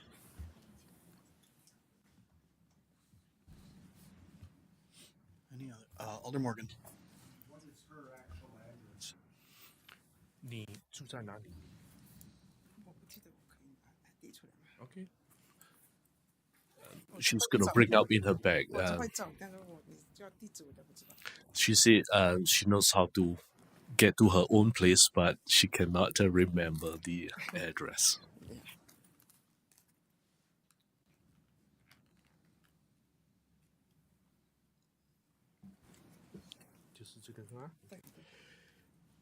It's 1704 Western Avenue, Apartment 8, Green Bay. Thank you. Any other questions for the respondent? Alder Prophet. Can we confirm, did she fill out the application and does she know what the application's intent was? 他要问你，表格是不是说你填的？那么你知道那个表格它的目的，你知道为什么要填这些表格？就是申请执照，申请的那种。OK，你也知道是不是你填的？是他帮助我填。你没有填是吧 ？OK， 他是告诉我是什么事，我就。She knows the application was the purpose for that, but she did not fill up the form herself. It's the other lady that helped her fill up the application. Has she purchased the business? 你有跟她买这个生意了吗？你买了是吧 ？Yes, she said she did. For how much? 多少钱？我只是承包他的，承包他的1个月付6000块钱给他。OK。他负责所有的开销。嗯哼。1个月给。割草啊，房租啊，水电啊，还有反正所有房屋维修啊。我就总共就付6000块钱给他。每个月 OK。She pays $6,000 a month for the rent and lawn care, etc. And she's operating as Tulip Spa or what she has put in the application. Could we confirm, now that the business has sold, it sounded like based on the video that it hadn't happened at that point. So what is she operating the current business as, and is there any other operations outside of hers operating? 你刚才说你已经跟他买了这个生意，那么这个生意你是用什么名字的？你刚才讲说你跟这个女士买这个生意按摩生意的是吗？那么现在你这个生意是用什么？是什么啊？是什么名字？是什么名字？这个按摩店的名字是什么？是不是 Tulip 还是不同的名字？不同的名字 ，OK， 是叫什么 ？Lucky One。Yeah, one way. Lucky, okay. She said she changed to a Lucky One. She couldn't remember the second word, and she also said it's like she's actually paying rent $6,000 a month. Does she have plans to change the signage? 你没有计划外面的商店这个标识，你没有计划要换？因为换了老顾客很多的朋友都是从那里， Okay. 所以我就不想换，他就说要讲，那我就换。Okay. she has no intentions to change because she said customers are accustomed to the name already. She will change if she has to. And any other question? Yeah, a few. Alder Stevens and then Morgan and Presley. All right, thank you. I don't know if it'd be for her or maybe for our law department. My understanding is this is an LLC, but any LLC can do business as any other operator's name. You know, my business is Daymark LP Holdings, and we do business as Linden Point Apartments. So what would be stopping them from doing Tulip Spa under their LLC? Right. So I think the important part is who is holding the license, Which right? would be this lady here. Right. Well, the LLC that she owns is holding the license, and that's the crux of what the complaint is about. So not so much as the But entity in that's the doing business as, but the fact that the entity that is operating doesn't actually exist. That's operating there, and then also additionally there is an entity that's operating that doesn't have a license. But we can't revoke a license that doesn't exist. The matter before the council today is the complaint that's being presented, that license that has been issued to an LLC that is not registered, that filed the complaint with the allegations that Attorney Mays presented, should be revoked. Does that make sense? because of the incorrect LLC. Correct. Well, and then mixing up of information. Correct. But she could operate under Tulip. Just a reminder that this is just for questions for the respondent at this time. Okay. All right. All right, I have a moment to explain what you just said.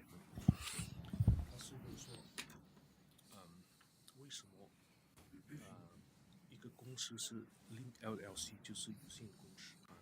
因为他说其他公司虽然是有限公司，但是他们还是用另一个名字来实行他们的生意啊。那么这一位女的，她就是说，也许不一样，因为这个按摩店是要给这个 license 是给指定的人，不能是说有一个无限公司，那么真正做这个生意是另一个人，他们不这样做的，他们是说你真正生意是属于他就给那个 license 是给真正做生意的人啊。但是现在是说在表格填上的时候是一个名字，是一个 LLC 的名字，一个无限公司，但是这个公司其实是不存在，那么就是不存在，所以这个市政局他们就不能把这个license 把它去掉，因为这个公司是不存在的。那我要怎么可能要重新申请我自己的公司？ She asked, since this lady said that the LLC doesn't exist, and then she likes to know what she can do or how can she start to get her own legitimate business. Okay. Alder Presley and then Alder Morgan, was it? What is the role of Gilles Fillion at the current Tulip Spa? Can you explain that again? Rephrase. Sorry, Gilles Fillion, her associate, what does she do at Tulip Spa right now? 他问你，现在你在那个按摩店，你的工作，在那边是做什么东西？就是按摩。你是按摩是吧？ Okay. She does massage in that business. Is she just a massage therapist, or does she have additional roles in the business? 你是在那边做按摩师，你还有做什么责任吗？是什么任务吗？就是做按摩是吧？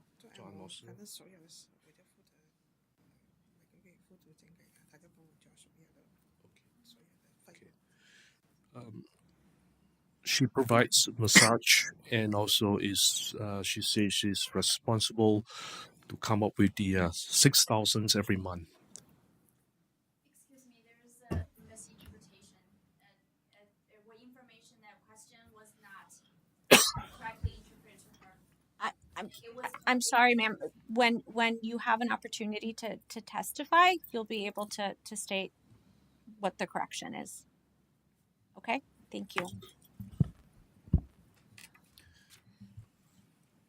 Alder Morgan. How many employees does she have? 你现在这个按摩店有没有请工人在那边？有。几个？偶尔有的。就是之前啊，现在不来了。Okay. 找到工作他就不来了。There was one part-time worker, and he work 哦，是女的是吧？那个工人是女的是吧？It's a she, and she did not work full time. She just part time.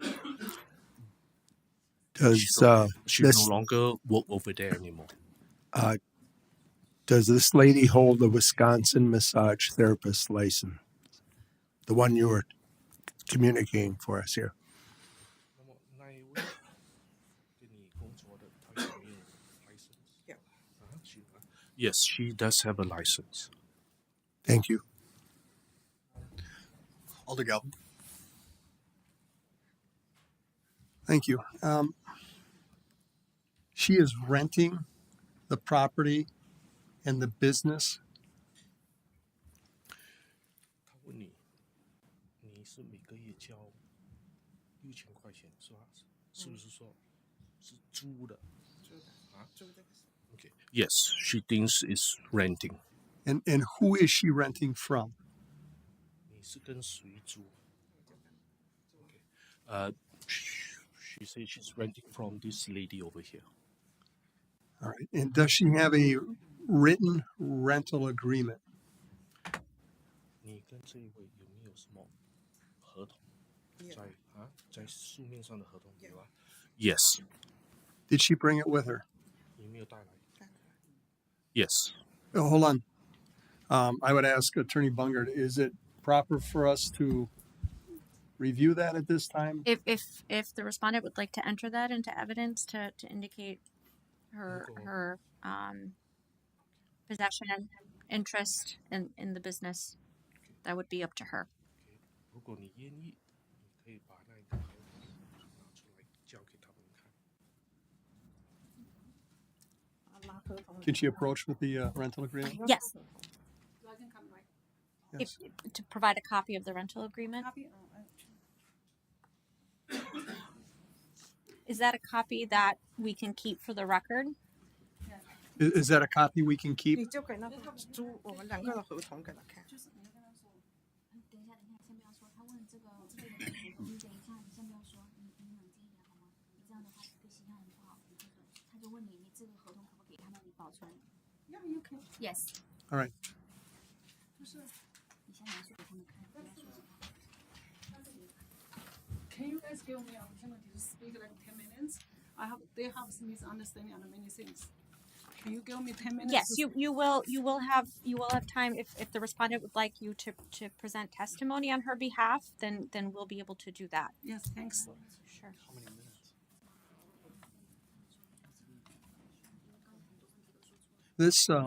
This lease agreement is dated August 25th. Originally was 2023, but that was crossed out to be 2024. Is that accurate? 在那个合同本来有写个日期是8月份的，后来好像是有把这个日期改掉，是不是改掉了？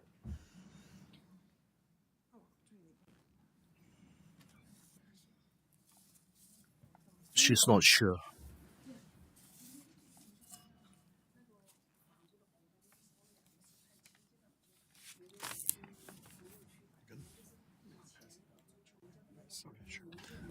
Alder Hinkquist.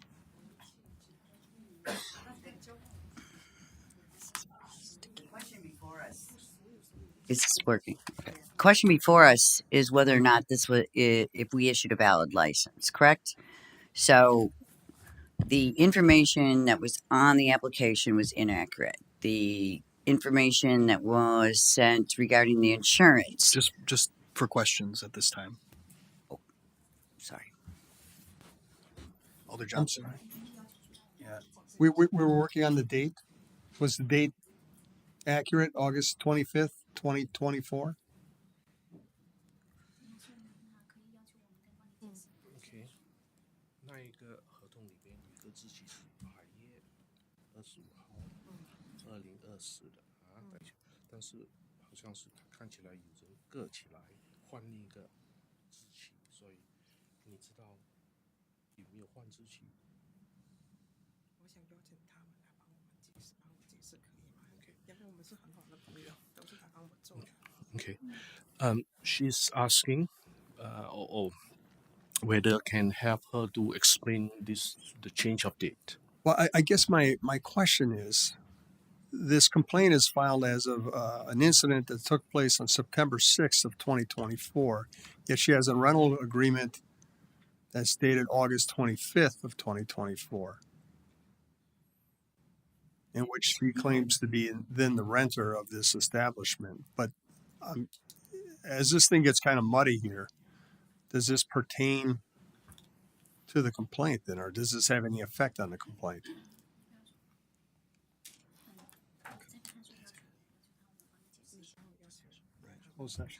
Okay, I'm going to skip that. We'll withdraw that. Okay, and then I just want to reaffirm the only employee there currently is this lady that you're interpreting for right now. Yes. All right. Thank you. Alder Johnson. Thank you, Mayor. I just want to seek clarification on a point that Alder Prophet had asked. And is it accurate that you have purchased Tulip Spa?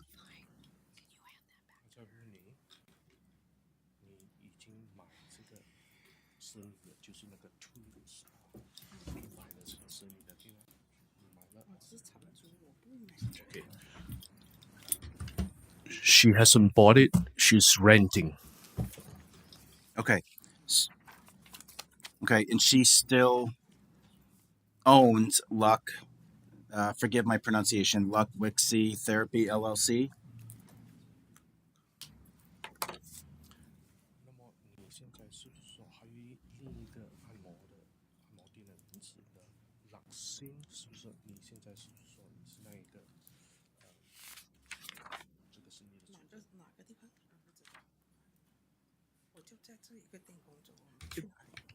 Can you repeat the name? She doesn't know of that name that you just mentioned. Yeah, let me withdraw that because I'm seeing that Luck Wixie Therapy LLC is the owner of Tulip Spa. Is that? Yep. Okay. Sorry. I thought I'm reading the wrong one.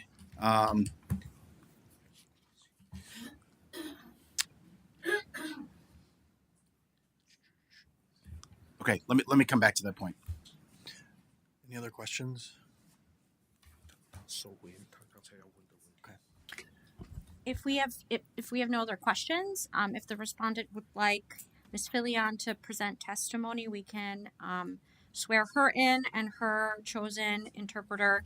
I would just advise counsel that as this isn't an interpreter that we have any credentials for and is not one that was hired by the city, you can take that into your deliberations or into consideration as to the credibility. So at this point, if Ms. Filion would like to present testimony, the respondent can sit down. And she'll have opportunity to do a rebuttal if she so chooses.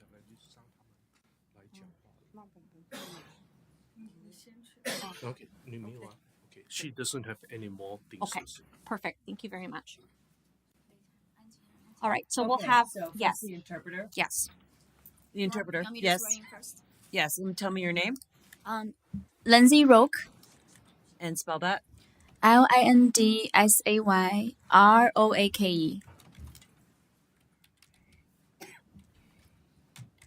Okay.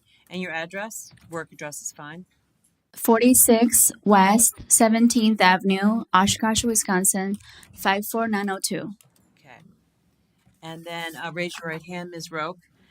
Do you swear or affirm that you will make an accurate, complete, and impartial interpretation from the English language into, is this Mandarin Chinese? Yes, I do. Okay. And vice versa, of all communications during this proceeding using your best skill, judgment, and ability in accordance with the standards prescribed by law and any applicable code of ethics? Yes, I do. Okay, thank you.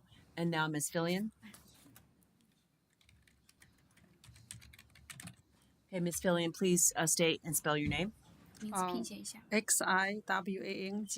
FILION And your address? 502 State Street, Madison, Wisconsin. And still have 989 West Mission address too. I'm sorry, say that one more time. Oh, we have two addresses. One is 502 State Street because my restaurant are in Madison. Okay, that's fine. And then Ms. Fillion, please raise your right hand. Do you swear or affirm that the testimony, Ms. sorry, I Roque, was are you going just trying to, to, are you going to interpret for Ms. Yeah, could you Fillion? say that one more time? I was trying to Certainly. communicate with them so they can Certainly. stop. Do you swear or affirm that the testimony 就说你说的每句话都是真实的。 you are about to give will be the truth? Of course. Of course, Yes, yeah. yes. Yeah, yeah. Okay, thank you. All right, at this point, you have the floor to be able to present your testimony to the allegations.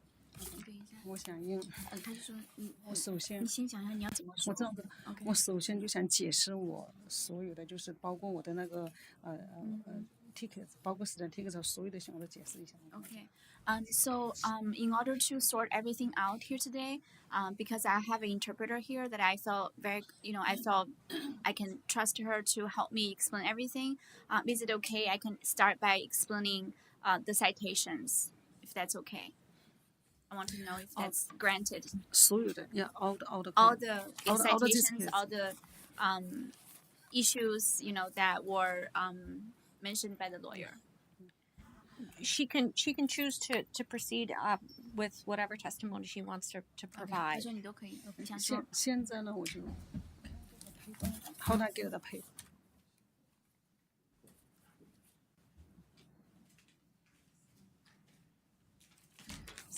你跟他讲这10个 tickets， 2020年、2016、2020、20年，这些都不是我，这个都是因为我在开餐厅。那时候我在开餐厅呢，然后我就我的一个亲戚他想要开这个店，然后他就说那好，我说我就帮他，我就去租，就是说去租那个，其实不是我开的，这个我不知道，因为我在开餐厅。在2020年的这2个呢，就是因为那个疫情嘛，疫情。我都是关门的，都没人在。但是我那个亲戚缺席，那一天去了，正好就被警察碰到了。那你什么意思？你就跟他讲，你就告诉他这些票这些嘛，这都是就是不是我嘛。然后 To turn on. The purpose of the hearing today isn't to relitigate these 10 citations.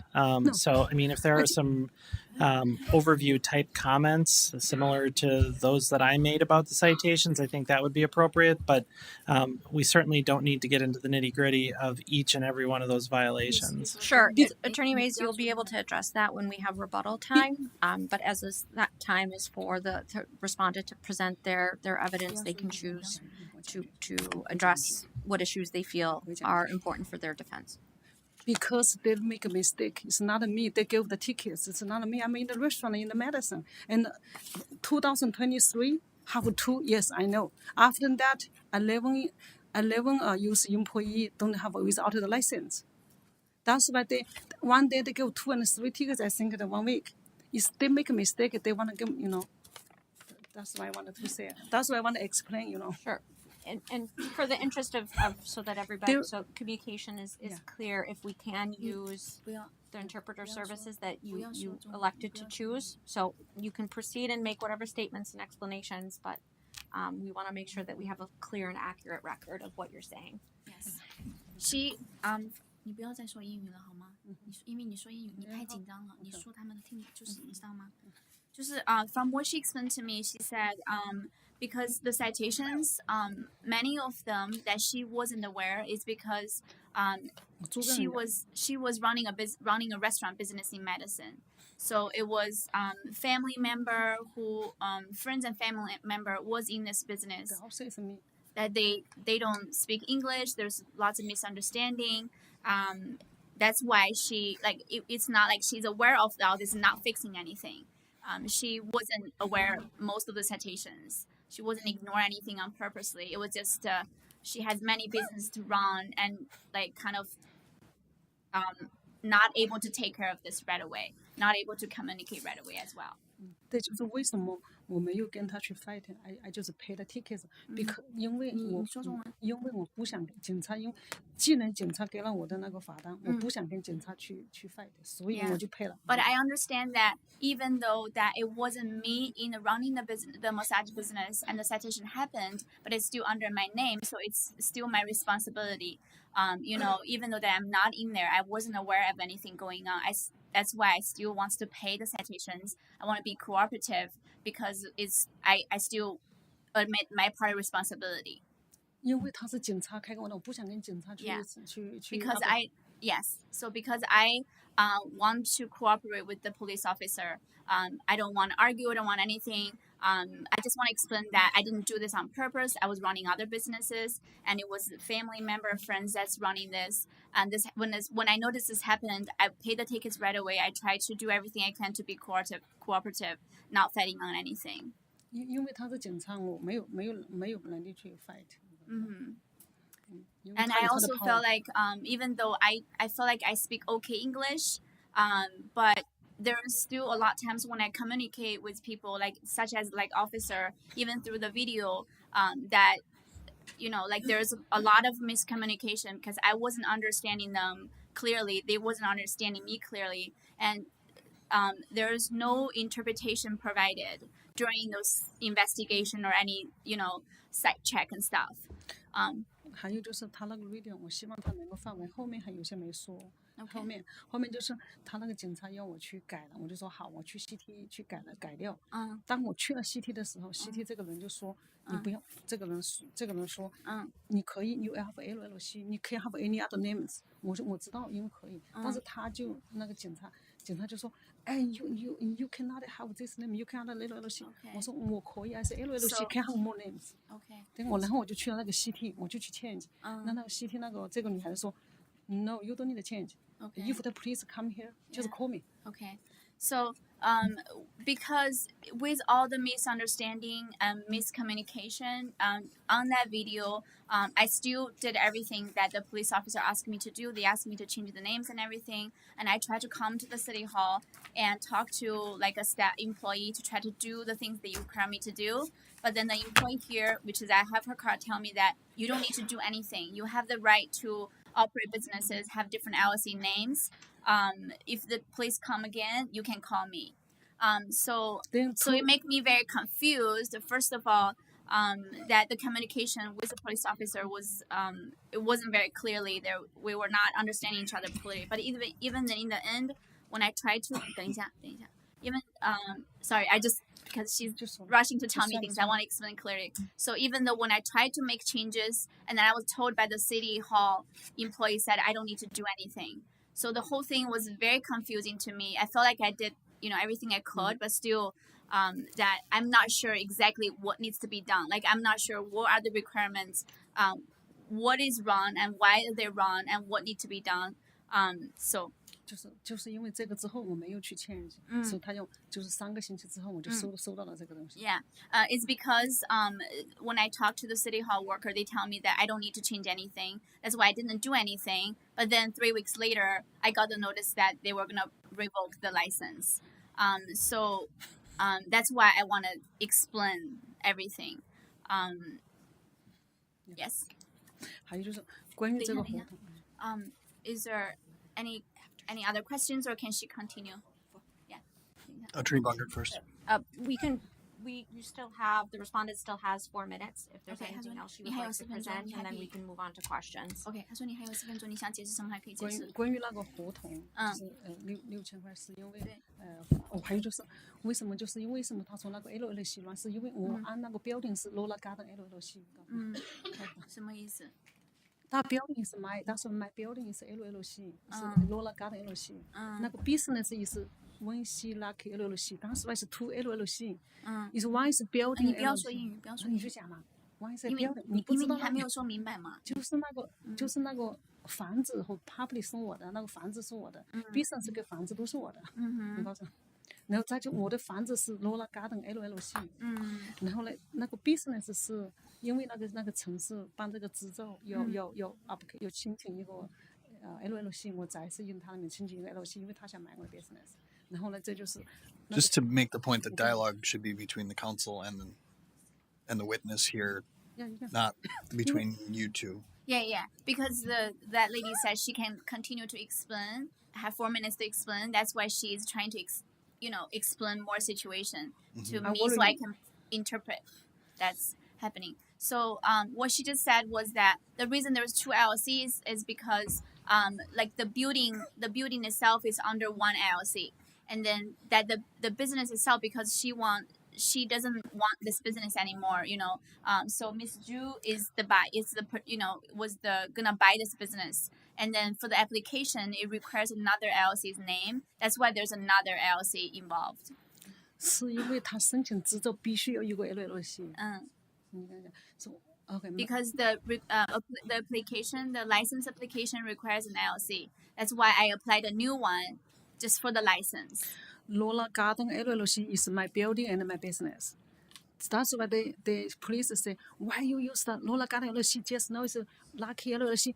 Because my building is building, business is business. They say, business, why you use the tulip spa? I said, LLC can use other names. Anyone else? I have a restaurant, I have my ice cream store, restaurant, I use one LLC. One LLC can use a 3-store business. The police say, no, you only can use one. You need to go change. So I go to change. So the city hall said, you don't need to change. So 2 weeks later, I receive this. Then the girl gave me this, gave me a business card. She said, I can call her. If police come in, just call her. Okay, 就是你刚才 And 是 have 说 one 的是误 other 解的。 because I worry the time not enough. Okay, that rent why is 6,000? Because apartment 1,000 and building 2,500 and the insurance and cut glass and like especially everything all and the insurance all everything total 6,000. It's not I charge them, no. It's all you think together because apartment I have to pay and building I have to pay everything, just all everything total. That's why I worry the time not enough, so I just use I speak English not so good. I'm sorry about it. Okay. 那你就告诉他，还有一些其他就是这要怎么讲，就是你问他我讲的话他听懂了没有？ She wants to know that what she just said, was it clear? Does that make any sense? Was it clear information? Does anybody have questions on what she just explained? Okay, is she finished with testimony? Okay, 那你还有什么要说的吗？我就说，在2023年，就是收到那个，自从我开了一张罚单，我知道这个罚单，对，以后不能用那个员工用，一定要有知道的员工，我就从来就没有，所以我就让他一个人在 working。Okay. So again, she wants to go back to the citations. The citations from 2023, when the first one when she got it, that she learned that every employee in the business has to have a license. That's why so she understood that, and then since then she has not there's nobody working in that shop, in that business has no license. That's why Miss Zhu, who has license, is the only one working in the business. Whole year. Yeah. For entire year of 2023, Miss Zhu there is the only one that's working there. 还有就是，我不知道为什么他要取消我的那个执照。我的申请的表上如果是有错误，我可以改一下。但是我去了 CT， 他不让我改，那我现在还是可以改一下。但是那为什么要取消呢？ Yeah, so I'm still very confused. Why my license needs to be why the license for the shop has to be revoked. And then I don't feel like I was understanding the whole situation clearly. If anything that's can be changed, can be adjusted, I'm willing to do anything. I'm willing to do anything to be cooperative. But this entire thing, I feel like I'm very confused because the communication with the police officer wasn't clear. But in the end, I was like, okay, whatever you want me to do, I'm going to do it. But then I come to the city hall and we're trying to communicate with the worker, and they tell me that you don't need to do anything. That's why I didn't do anything. So then I got a notice that I'm gonna lose the shop is gonna lose the business license. 我请求他们就是跟我就是去改变那个机费，就不要取消我的 license。Yeah. So I would like to ask if I could have another opportunity, because now that I have interpreter here that can help me understand the whole thing, I would write down exactly what needs to happen and make sure that things have done exactly correctly and properly, and help Ms. Drew to take over the business successfully as well. And then I would ask for forgiveness and opportunity to make this correct and continue to have this license, because she felt like there's very deep language barriers and miscommunications happening here. She has never had any intentions to break any rules, or not being cooperative, or try to deceive anything. It's just, again, that she felt like she understand everything, but clearly, even me, like from watching the video, there was just I felt like they were not crossed. 那 video 还没有放完，后面还有的。你说后面还有些还会的，后面还有很多。I felt like the video, towards the end of the video, there was more information. There was more important information to me, but it wasn't presented to the audience today. The first 15 minutes doesn't. I feel like it didn't do justice explain this whole situation. So 最后几分钟就是那个，就是我那个他用我，就是最后的那个几分钟是很关键，就是 Alright, 我就告诉他。Thanks for your testimony. Okay. Your time has expired. So if we have questions from our Okay. council, Alder Stevens and then Alder Hutchison. All right, thank you. I have two questions actually for you. So you stated that you come to City Hall and you talk to a staff member. I see you have a business card. Is that the individual that you spoke with? 你等一下，他就问你是不是跟这个人说 Yeah. And the name on that business card? Yes. The name? 但是这个名字叫什么？ Huh? Oh, what is the name? It's a card from Celestine Jeffries' clerk with someone wrote Chanel. Yeah. Okay. So you spoke with a Chanel? Go over to the microphone and use your interpreter, please. 你不要这样子，你跟我说，你冷静下来。I'm just trying to calm her down because I know this is very difficult because she's so nervous and she's all overwhelmed. So I just want to make sure that it's clear. So I'm just trying to calm her down. 你要冷静，你冷静一下。Okay, it's okay. She's very emotional. So Well, this is all new to us, so this whole Yes. ordinance is new to us, so we're working Yes. through this. So 就是因为他们觉得这个东西是比较新的，所以说他们现在就是要理解。She But if someone said something to her, and if it's because I'm not incorrect wrong. information, we need to know that. 因为我没有错，他开的票都开的错的，然后是我看到他开给我的，因为他是警察，所以我就付了这个钱。你告诉他。Yeah. So I felt like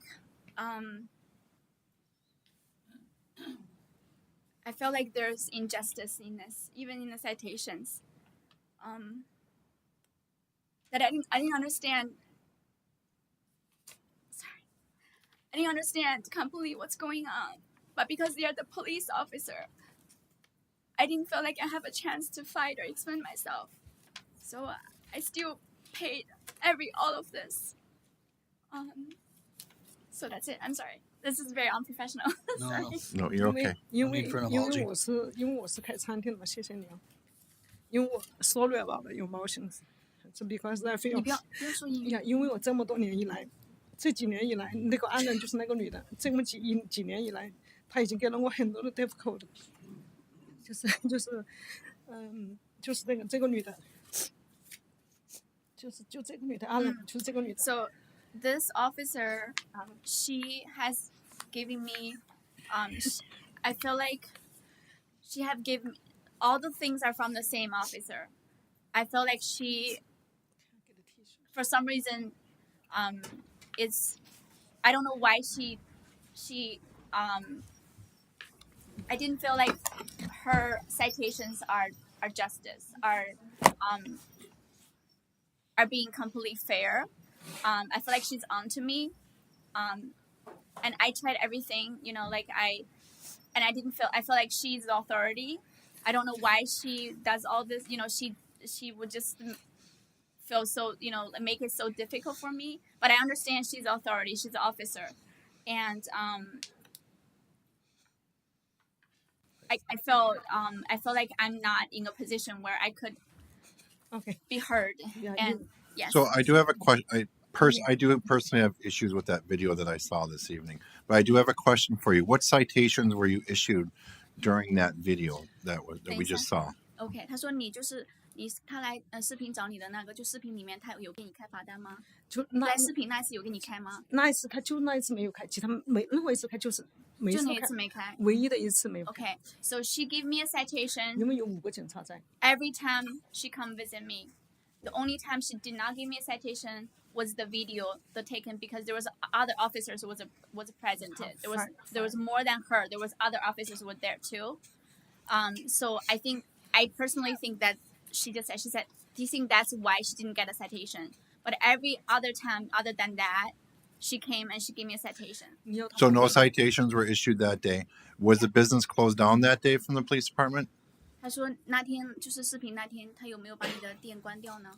就是让我去改，让我去签字嘛，让我去集体签字。但没有改，没有关是吗？就是 2 weeks later 就这个了。没有关掉是吗？就是让我去。No, they didn't change. They didn't close my business. Tell me go city. She just tell me to change all these things needs to change. That's why I went to the city hall and tried to talk to this worker on this card, and they tell me that I don't need to do anything. So I mean here that the police officer who is onto me give me all these citations all the time and tell me to do this and that, and I go to the city hall worker and then they said I don't have to do anything. So she's very confused about the situation. Okay, thank you. I think Alder Hutchison and then Grant. Yeah. Okay. Hi. I have a question regarding Laura Garden LLC. That's you, right? My building. Okay. And you have the insurance. Okay. And that's the insurance that was used for the Luck therapy. And I think that's just the sticking point because you're landlord and she's renter. And I think the renter also has to have the insurance because it's her business, because the application was under her. So she would also have to have the insurance. So that's just... Can you phrase that as a question? For do you know if the applicant under Luck Wexy Therapy LLC has the insurance? Yeah, half 1 million. I have in my That's phone. your building, but no. she a business that Luck LLC have 1 million. In my phone. She's saying that the person, the business name under, the name that's the company that's the business is under have its own insurance. Right. Yeah. And I understand that. It's a separate insurance. Yeah. Separate. But it's not in the system, right? Oh, it's not. It wasn't on the application. 他就说你不要那么着急，你这样子的话我会很难做，你知道吗？你要冷静，好吗？你太强了，别人是理解不了你说话的。他就说为什么你去申请这个执照的时候，你用的是你这个这个房东的这个保险，而不是用这个申请人的保险。因为当时来不及了嘛，然后我又搞错了。So I made a mistake on the application. 当时来不及，必须在4月30号结束。 Because there's a deadline by April 30th, and I felt like very rushed and very stressed out for the date, So I just used the insurance that I had under the 然 building. 后就买了新的，然后过几天就买了。那你买了有没有改呢？有买了。改了没有？买了，在我这里有。我知道你有没有在那个 record 上面改，记录上面改？我不知道，我不会怎么改，不知道怎么改，我有告诉他们。But I know that the insurance information was not correct. That's why as soon as the application was done, that the business itself, separate from my building, has its own insurance. I did not know how to change that. I did not know how to update that. Yeah, but she has her own insurance. She has her own insurance. Yeah, it was Okay. purchased. That's what I wanted to know. Thank you. Yeah, she does. Thanks, Alder Grant. Questions answered. Thanks. Okay. Any Alder Preston? Thank you. You said there was an issue with the translation when I asked a question earlier. What was that issue with the translation to the respondent? 他就说他上一次问问题的时候，他这个翻译错了，他到底错在哪里？就因为他是问你，其实你在里面做什么，他不是问这个朱小姐做什么。Yeah，你跟我讲一下，你用中文再说一下。就是因为我有餐厅的嘛，因为我餐厅，那然后我就想，就是餐厅，就是现在我想投资其他的生意嘛，我想开其他的生意，我想到 Green Bay 这边看，开个餐厅或者是开个其他的生意，我就来这边，然后我就在 Madison， 然后又在 Green Bay， 就是有时候在店里面搬一下，然后又在 Madison， 就这两边。So the question was misinterpreted because you were asking. We both heard you were asking what is Zephilia, which is her doing in the shop, right? Correct. But was interpreted to Miss Drew that what is she doing? That's why she was answering the questions. So Miss Drew was answering what she was doing as an owner. She wasn't answering you guys what is she, you know what I mean? Miss Zephilia was doing. That was the misinterpretation. So what is Ms. Fillian's role?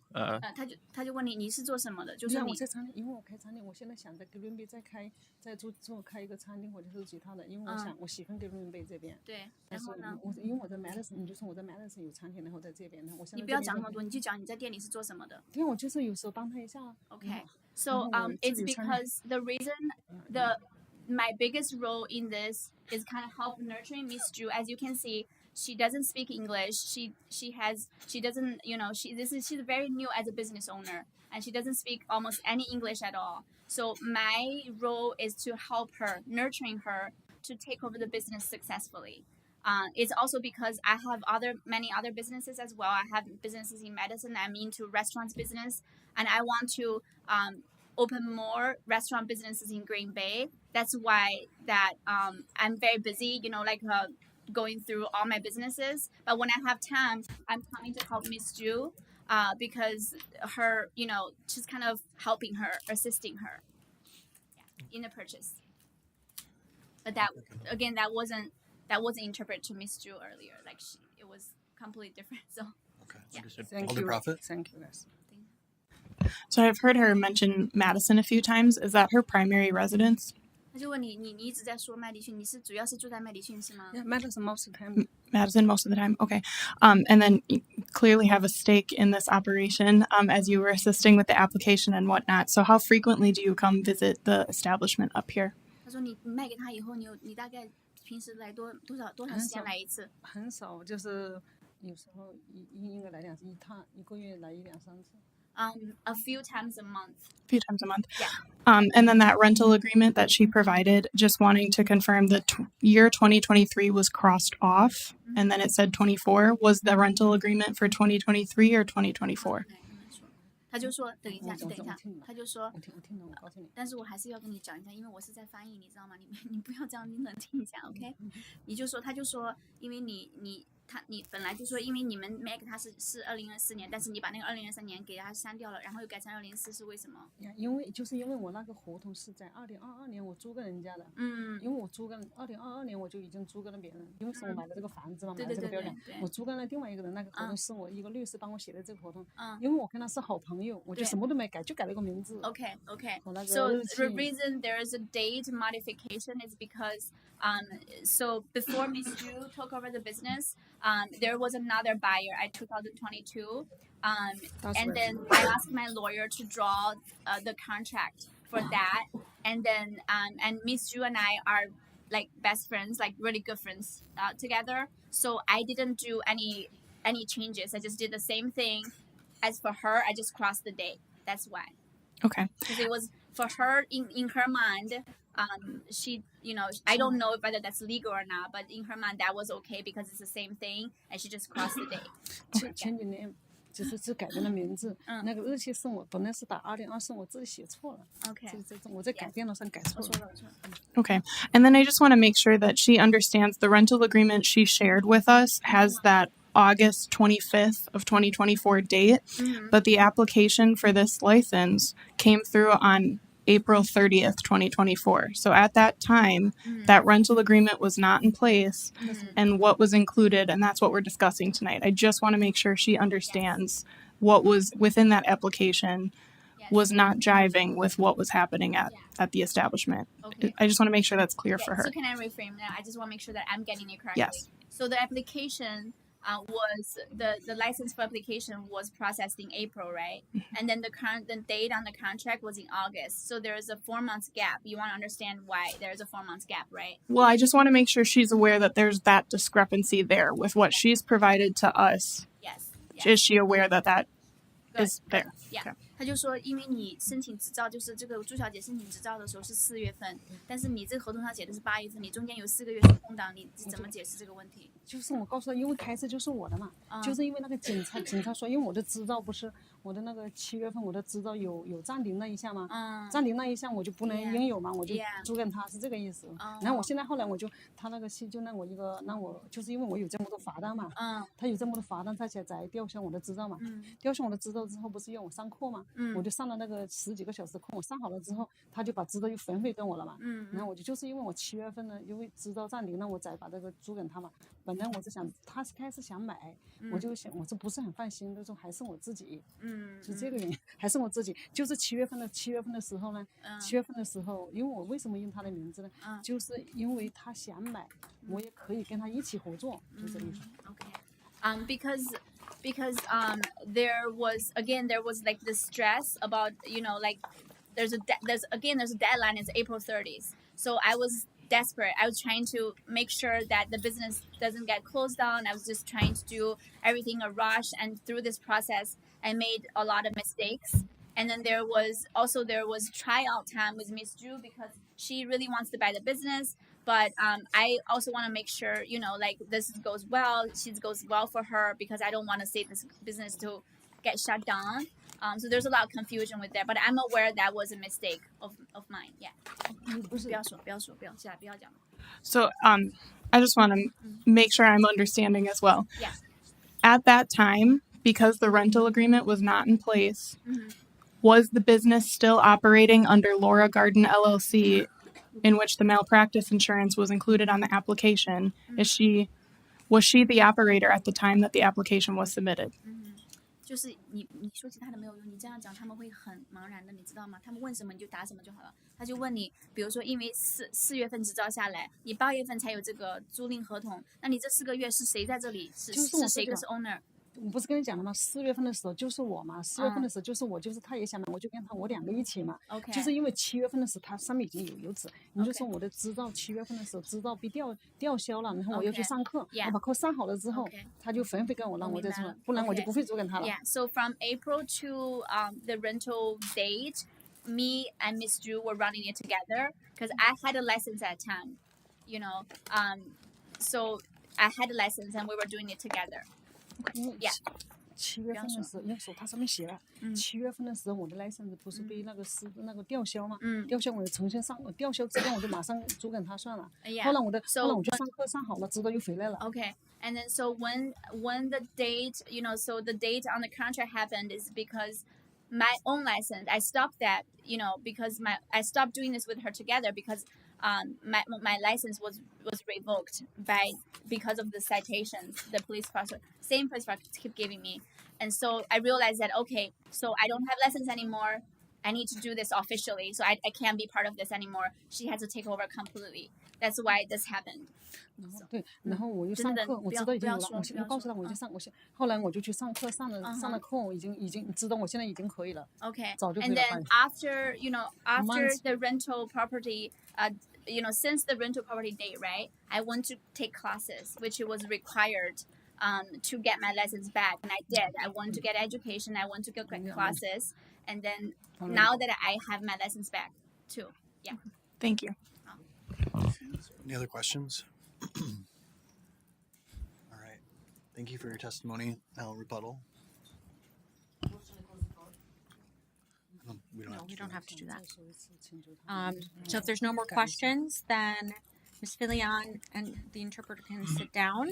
And then you'll have there'll be an additional 5 minutes for either the respondent or if she chooses for you to testify again. But we'll proceed with 5 minutes for Attorney Mays. 他问你还有没有要说的？我想说一句，就是你说首 Can 先 can she has one more thing to say if that's okay? She'll have an additional time to come back up. 后面还有时间，先不要我现在就说。说 Potentially, 不要 yes. 不要不要这样 Okay? 不礼貌。Okay, thank you. Sure. 你这样很冷静。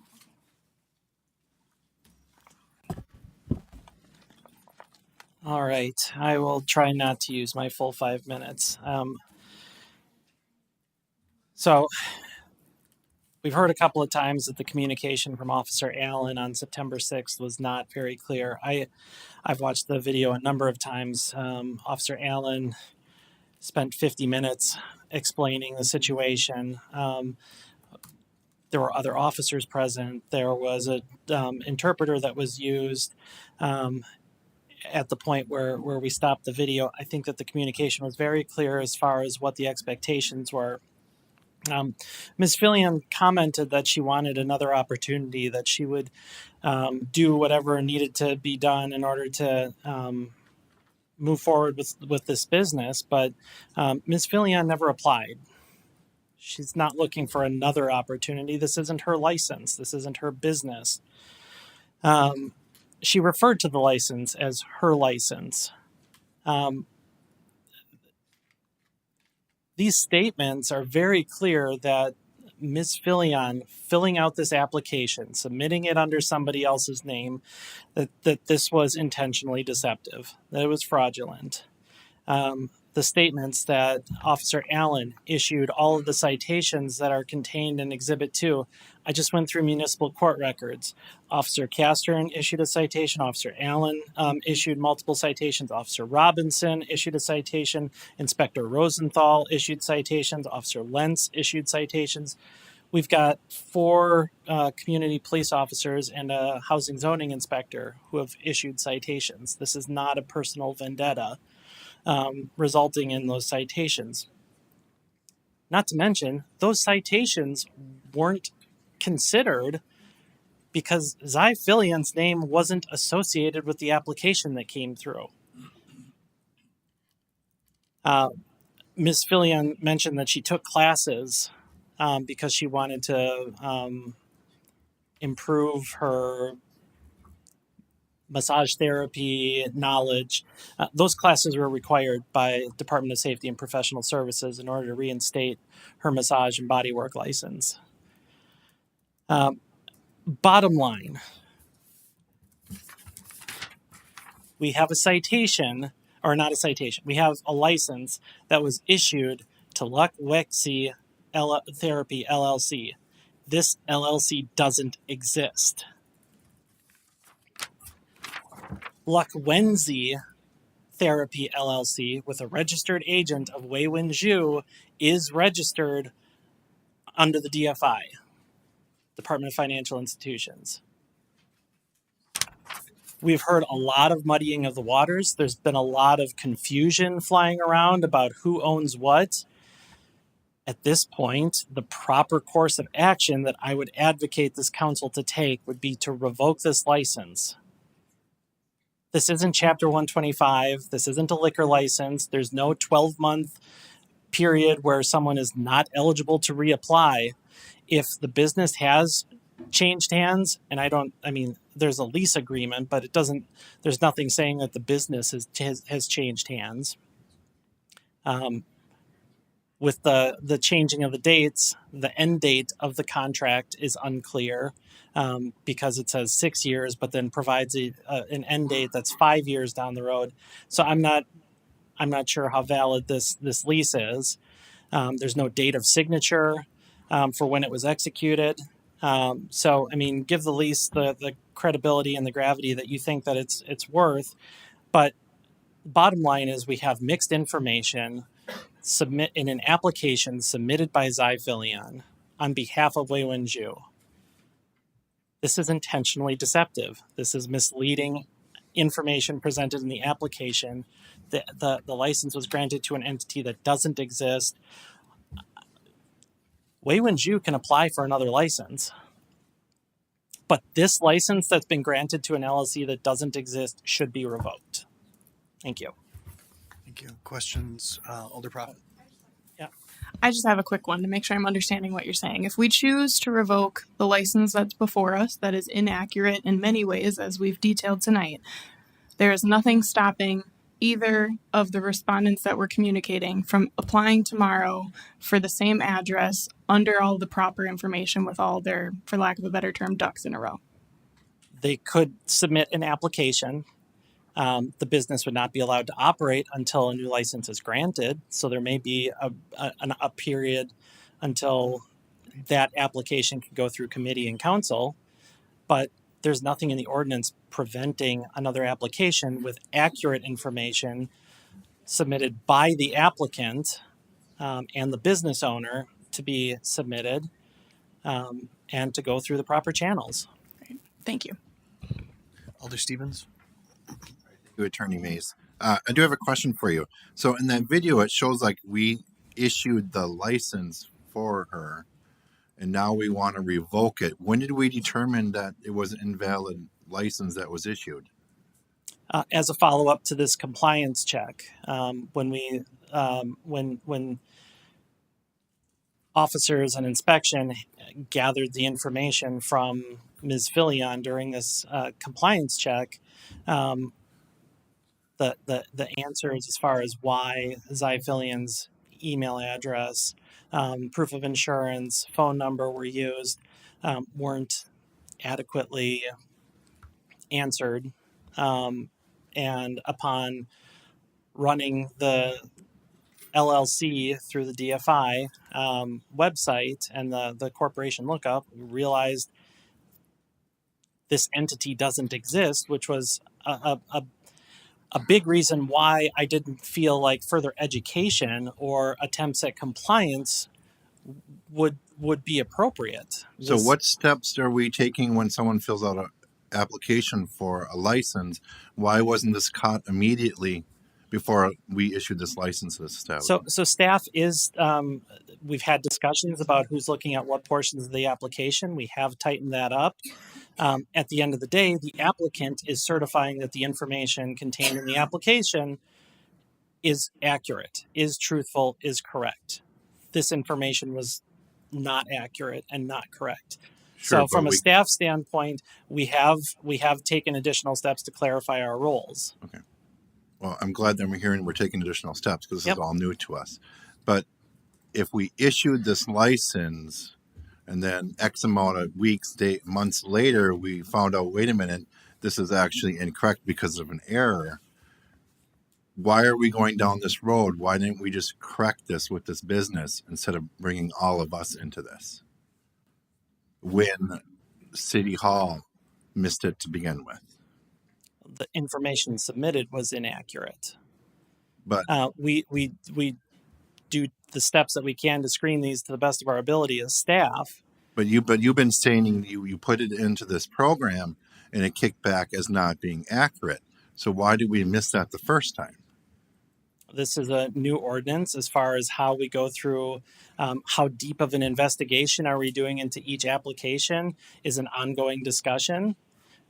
So at that point, I don't know if there was a clear expectation as far as who's checking to make sure this is a valid LLC. So would you agree that both parties are at fault here? No, I would not. There was inaccurate information that was submitted. But it should have been caught before we issued that license. It potentially could have been caught.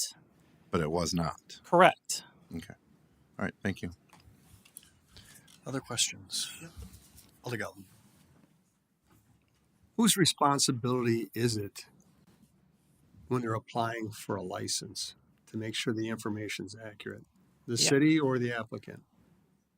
The applicant is the one certifying that the information is true and accurate. And if we miss it, then that's not our fault. That's still their fault that they have wrong information on their application. I would agree with that. All right, thank you. Any other questions? Alder Johnson, then Presley. Just one question, Attorney May. So, if we assumed for a moment that the misspelling in the name was a Scrivener's error, the way that I understand it, and again, I just want to be crystal clear on this, right? We still have the name on the application is not the registered agent of that LLC. Correct. Okay. And again, I just want to be crystal clear on that. So, The LLC that was granted a license does not have a registered agent because that LLC does not exist. The registered agent for the very similar Luck Wenji Therapy LLC is Wei Wenju, who we've heard from tonight. Okay. So this LLC is registered with the DFI. This LLC, not registered with the DFI, was granted the license. Alder Presley.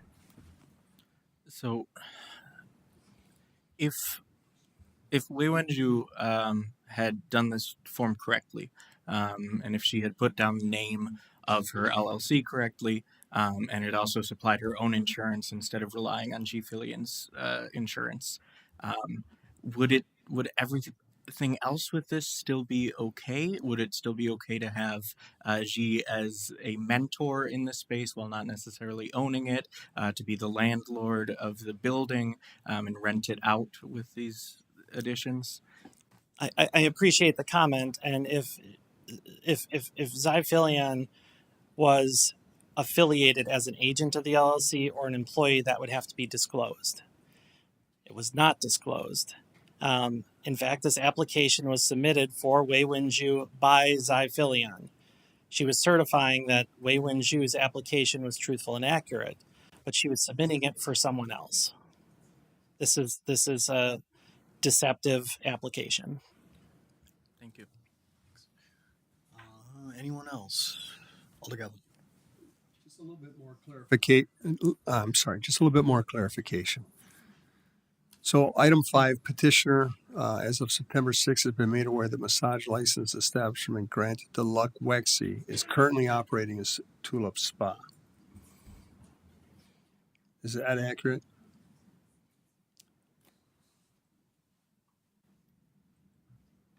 Tulip Spa had been operating under Laura Garden LLC. Prior to the ordinance taking effect, the parcel is owned by and is still owned by Laura Garden LLC, registered agent Zyphilion. When the massage establishment ordinance went into effect, then we see this application with an applicant of Wei Wenju who did not have a lease, had not been transferred any ownership interest, and as we saw in the video, had not purchased the business as of September 6th. This lease that's been provided has a date of a couple weeks before that. So why, when officers in inspection were doing compliance checks, they said that, or Zyphilion said that the business had not been sold, that Wei Wenju was not the owner? I don't know how to reconcile that discrepancy. All right, thank you. Any other questions? All right. Thanks, Attorney Mays.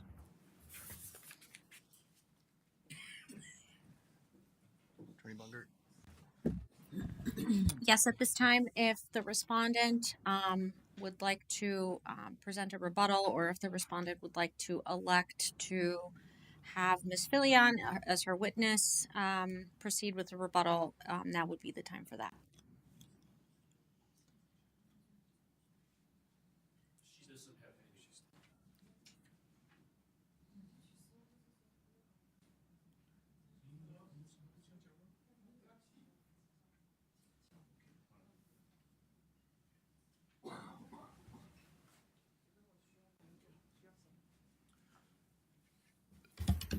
She's asking her license not to be revoked because she needs to work.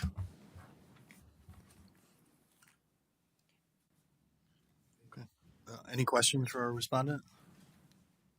No? Okay, thank you.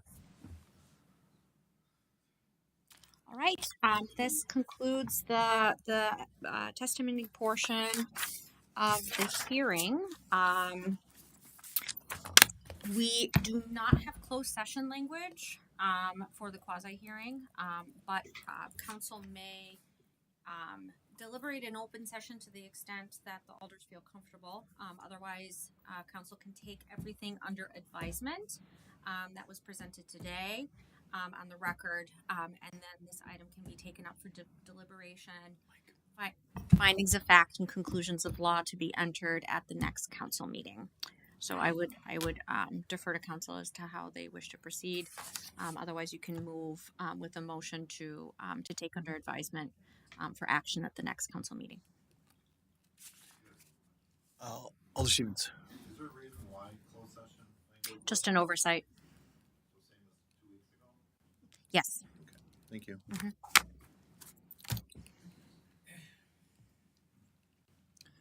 Mm-hmm. Alder Johnson.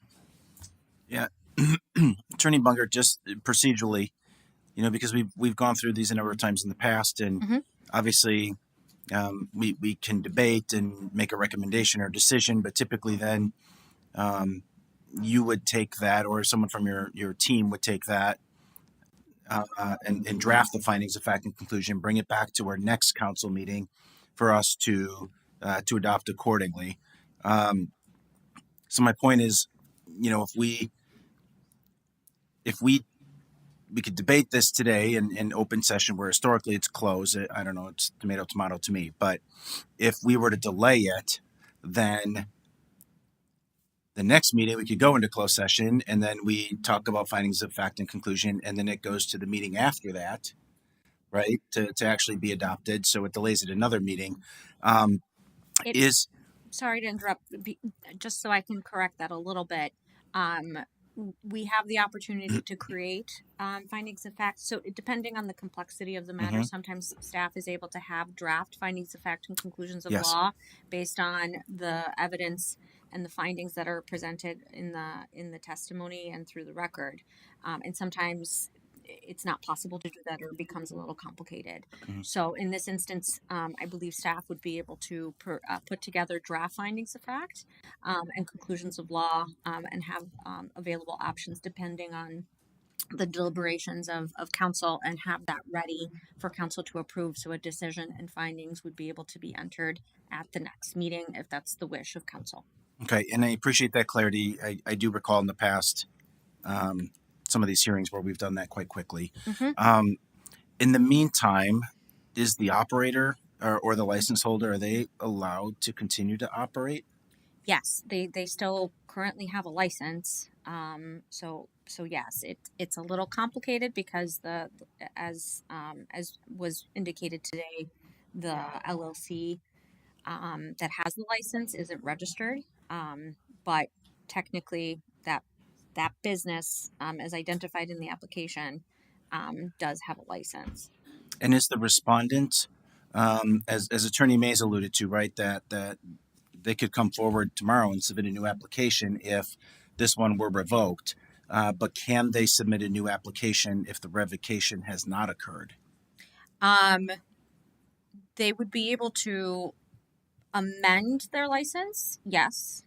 Essentially, if they are voluntarily giving back their license and putting in a new application for a new organization with all the requirements that are necessary with the application, they could begin that process.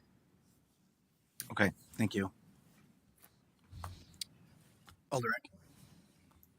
I just am wondering, I'd like to go into closed session, so I know we don't have the language for that, but I'd like to make a motion to do that. To go into closed session. We can't because we don't have the wording. That's correct. Yes, it's a notice issue for open meetings. So because we don't have the Okay. language, we wouldn't be able to go into closed session. Well then, I withdraw my motion. Any other comments? All right, I would entertain a motion. Alder Stevens. First council meeting in January. January 21st. Yes. So could we hold a special meeting before then?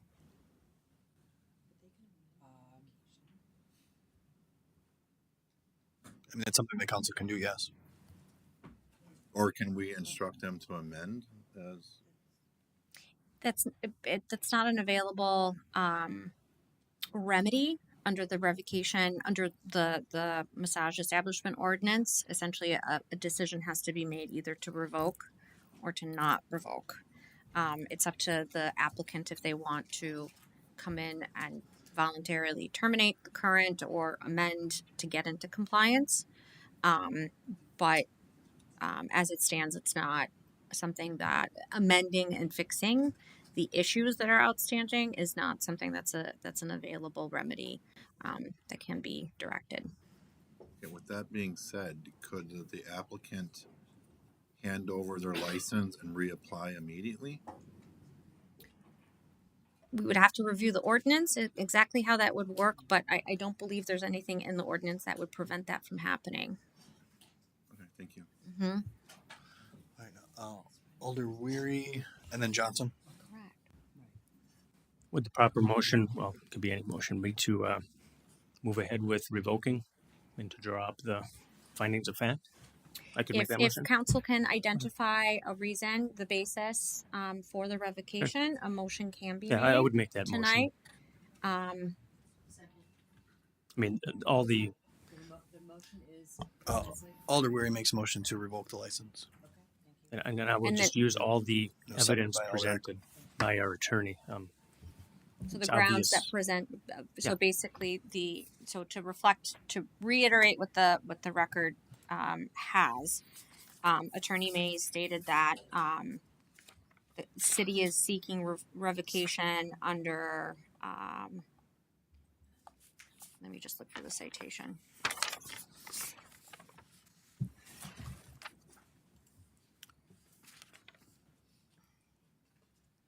Under section 10-95G1, Green Bay Municipal Code for making and recording false, fraudulent, or intentionally deceptive statements in the application. Yes, it's obvious to me.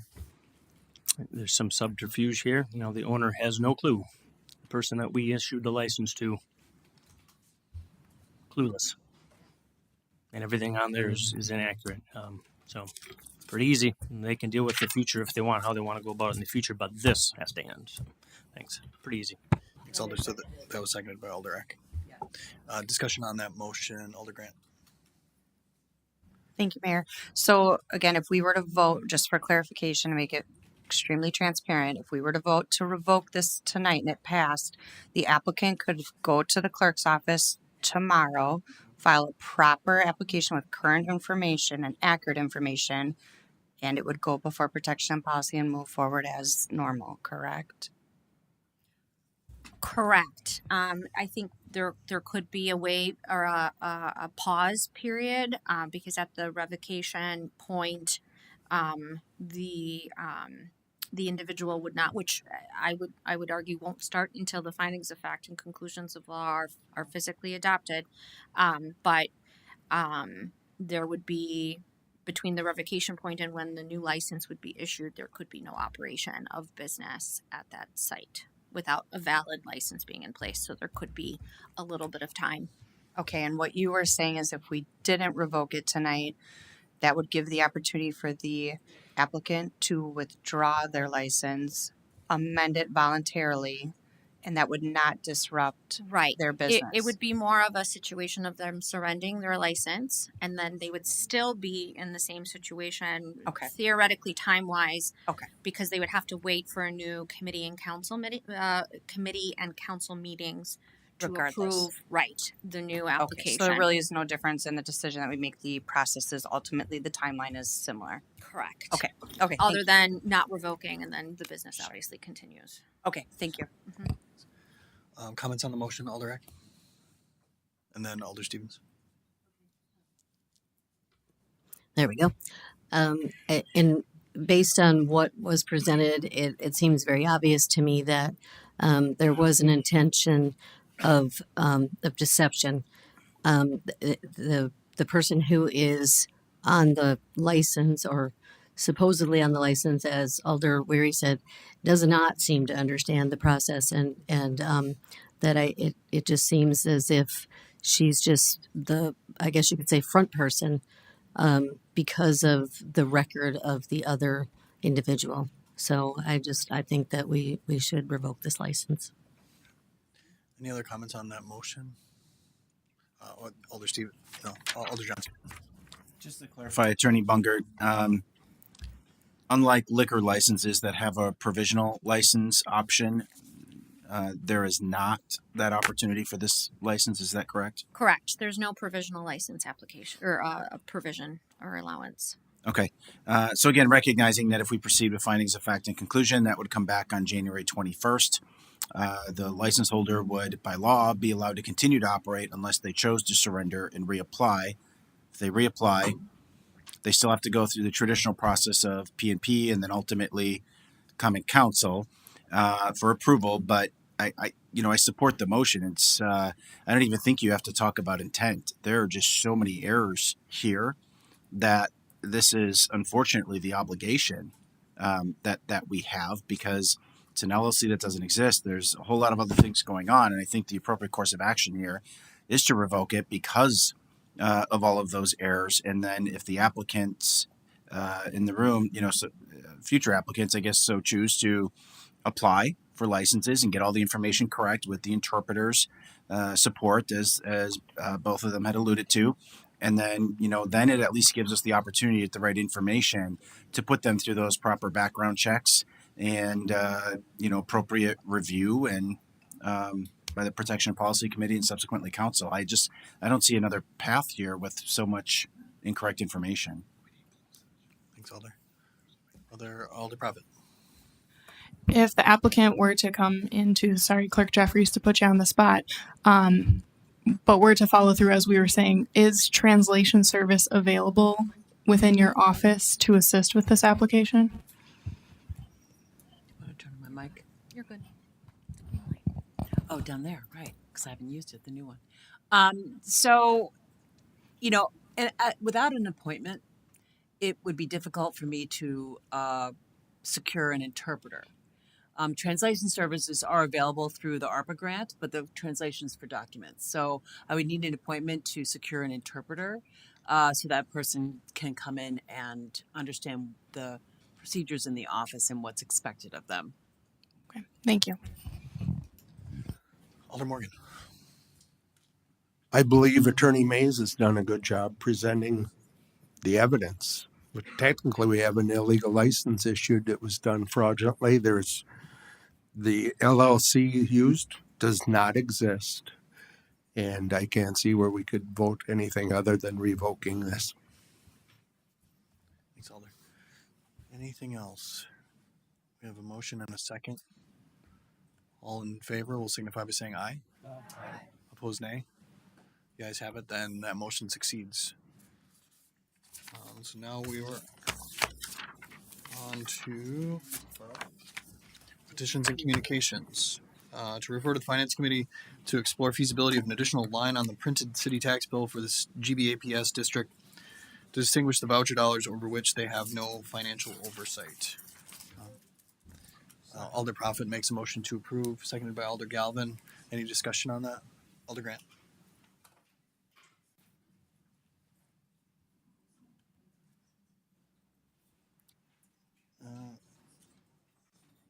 Alder Grant.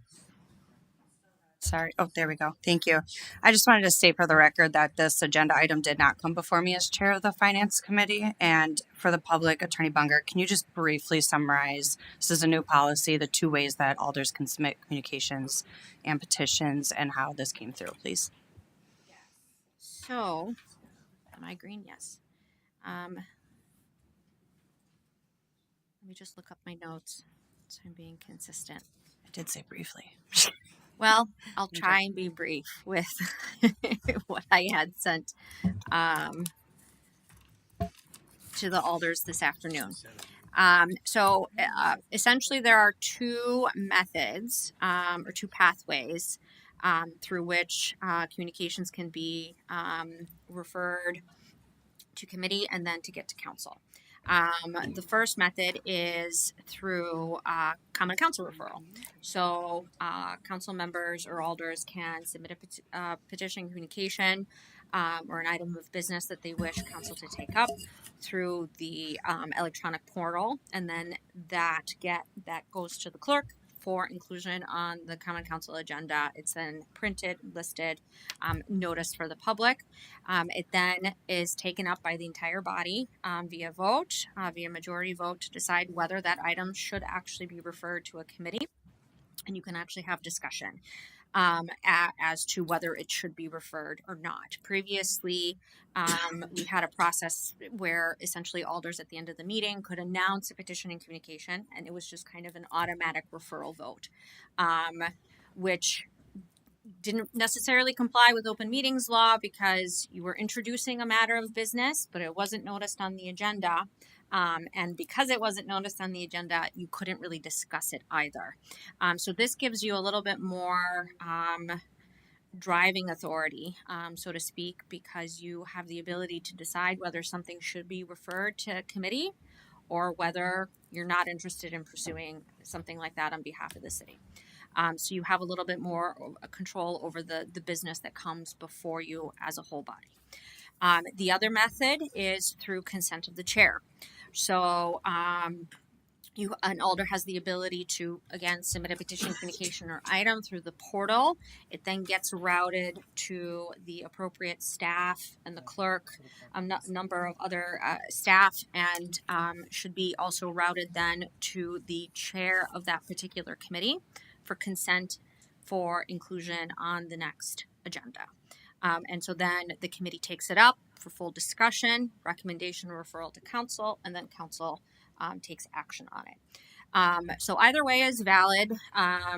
It's up to the alder and their discretion which way they want to proceed by getting their item introduced and in front of council. And in this situation, Alder Profit did submit it for it to go straight to committee. We had a snafu because, again, new process, and she had designated it to go to PMP, law department, and I designated that it should be going to finance because it has a budget impact or could potentially have a budgetary impact, and then it didn't get routed appropriately to the chair of the finance committee, Alder Grant, for her to review and provide consent. And so accordingly, then I advised Alder Profit that she had this other available option of presenting it to council under this agenda item for referral vote this evening. And to note, yes, Alder, the sponsoring Alder, the introducing Alder name should be listed on the communication. That was also an oversight, so that will be included in the future. And then additionally, alders can add their names as additional co-sponsors if it is a piece of legislation or item that they support. They can also request to have their names added to that piece of legislation, which will be included as part of the general ordinance draft if it is calling for an ordinance change. As brief as I could be. Oh, that was perfect. Thank you. Yes. I appreciate that. So yeah, I just want to clarify that. So this agenda item came to us a year ago. It was a full year ago? Correct. Okay. So there is just another clarification. Pursuant to Robert's rules, an item of business, if it's received and placed on file by one legislative session, it can't be brought up in that same legislative session. We deem legislative sessions as being a term of council. So it did get brought up last year, but it's allowed to be brought up again in this new legislative session that started in April 2024. Okay, thank you. So like I said, this agenda item came to us a year ago and my feelings haven't changed. While I understand this is being referred to committee, at the end of the day, it would take staff's time if we have questions. It was discussed a year ago that potentially adding this to the tax roll or document could cost us money. We just increased taxes on people. Staff's time is money. this really is a small portion of the district's budget. To itemize it, and they also have different avenues of disclosing this information. I personally, this is a school district issue. We are city council. I believe we should remain in our own lane, for lack of better words, and I just don't see any benefit in revisiting this. Thank you. Thanks, Alder Profit. Unfortunately, I know this has become quite the politicized issue, and that is never my intent with any topics that come before this body, because I am not a political person by any means. I feel like I was elected to this chair to represent my neighbors, and that's what this communication stems from. So while I respect that it's been discussed, we do have a new body, including 4 new alders, and this is something that I've heard repeatedly from the community, and I feel like it's important to refer to committee to show a collaborative nature with one of the other taxing entities on said bill, and we are the entity that gets to choose what goes on there as we send them out to our residents. So I think it's important to show collaborative nature to our neighbors and those who we are here to represent, and that is why I brought it forward again, because I've been repeatedly asked about it by those who are being taxed by the school district and by any of the other entities. So I feel it's important just to show collaboration with those interested parties. So that's why I support and brought forward this referral. Thanks, Alder Galvin. On referral. If I understood the email that we received from Attorney Bungert, we're not to discuss the merits plus or minus of this. At this time, we're supposed to discuss whether we feel it ought to go forward, and I feel it ought to go forward just because of transparency. The committee can discuss it. You don't know what there might be new information out there, new opinions. We have 4 new members, and I'm willing to listen. And so I feel just for that purpose alone of transparency and for discussion for our community that this should go forward. Thank you. Thanks, Alder. A bunch of people. Alder Weary, then Ack, then Presley. Thank you, Mr. Mayor. This is for the attorney. Maybe Attorney Mays could handle it too. We'll see. What's the process if a citizen submits the same request? Because they can put forward a request by whomever. A request to the district, or no, a request to be on an agenda. Let's say a citizen just submitted it, not an alder. For communication. Yeah. Or, We've had people, write. Right. Say, yeah, I'd like this put on Citizens should be, if a citizen wishes something to be introduced or taken up, it should be directed to either their alder, any alder, and then the alder is the vehicle by which items and business is brought before. Perfect. Okay. Now we're all duly elected, right? We each represent 12th of the city. This could, you have to be very careful. This could be a tyranny of the majority. If you have 6 in the mayor, whoever the mayor is, and the head of that committee, you could block someone out. You could block out a whole slew of people and anything they want to talk about. I don't know why this has changed. I think I'm going to vote to have this go forward. I think all of us deserve the right to have what we want on an agenda. But I want us to be very careful. Let things go forward. If one of your fellow people want it on, they have that right. I don't want us to get into this where, like, your idea is great, your idea is horrible before we even discussed it. So I just, who knows how long I'll be around, but for future, let's let these go through. And I don't, sorry if I didn't read your email completely enough, but is there backing from like the League of Municipalities on this, that our request can be blocked?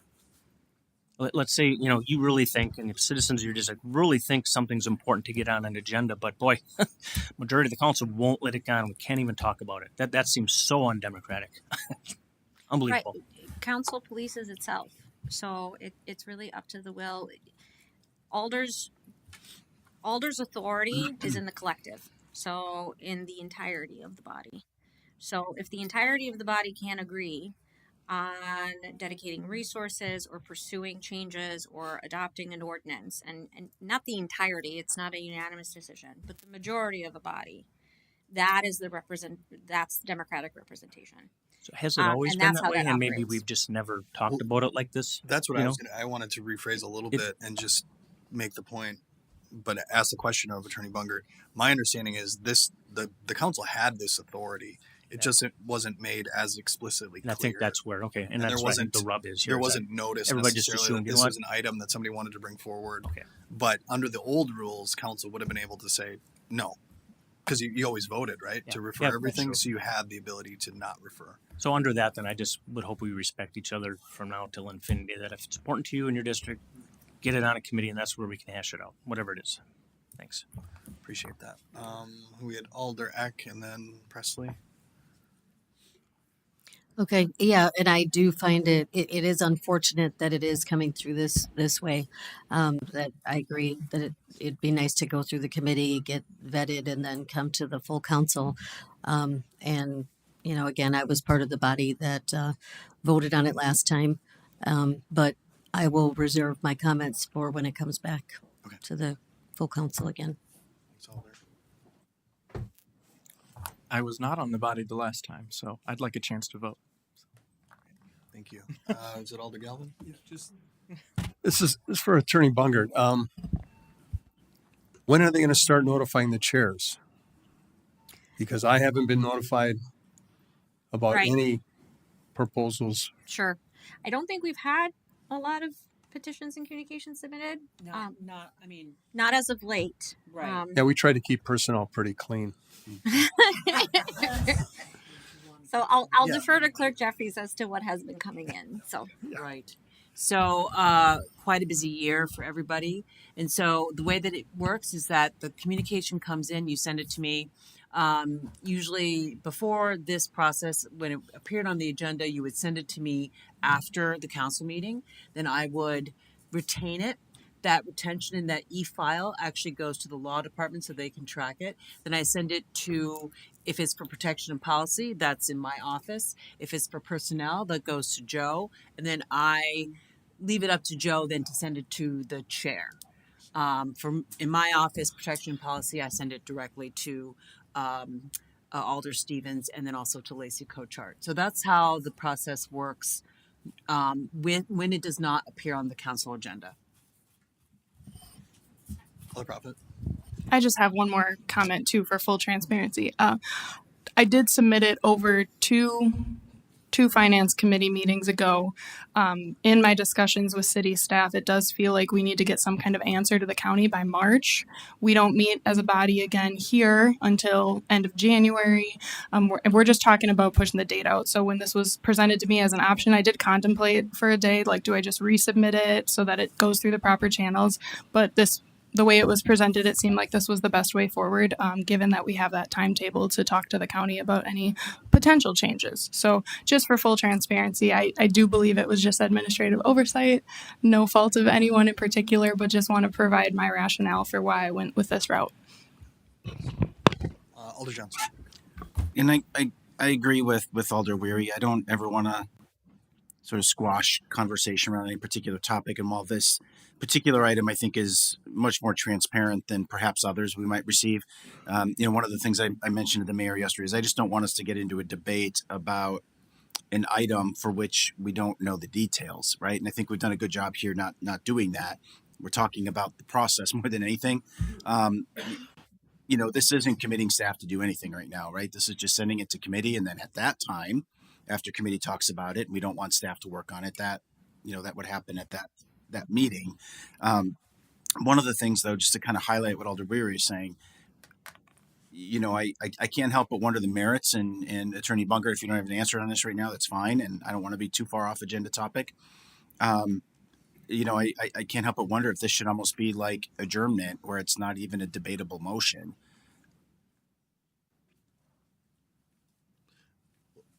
Well, as it stands right now, it needs to be referred, right? Right, but I mean, like right now we're debating it, right? I'd almost rather that you're not even allowed to debate it. It's a yes or no, right? Vote just like adjournment. And because again, otherwise I fear you get into this where you start debating a policy that you don't even have in front of you.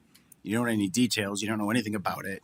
So I don't know. That doesn't need to be addressed right now, but it's I do support the referral because I just think it's an important part of our governance process. Thanks, Alder. Any other comments?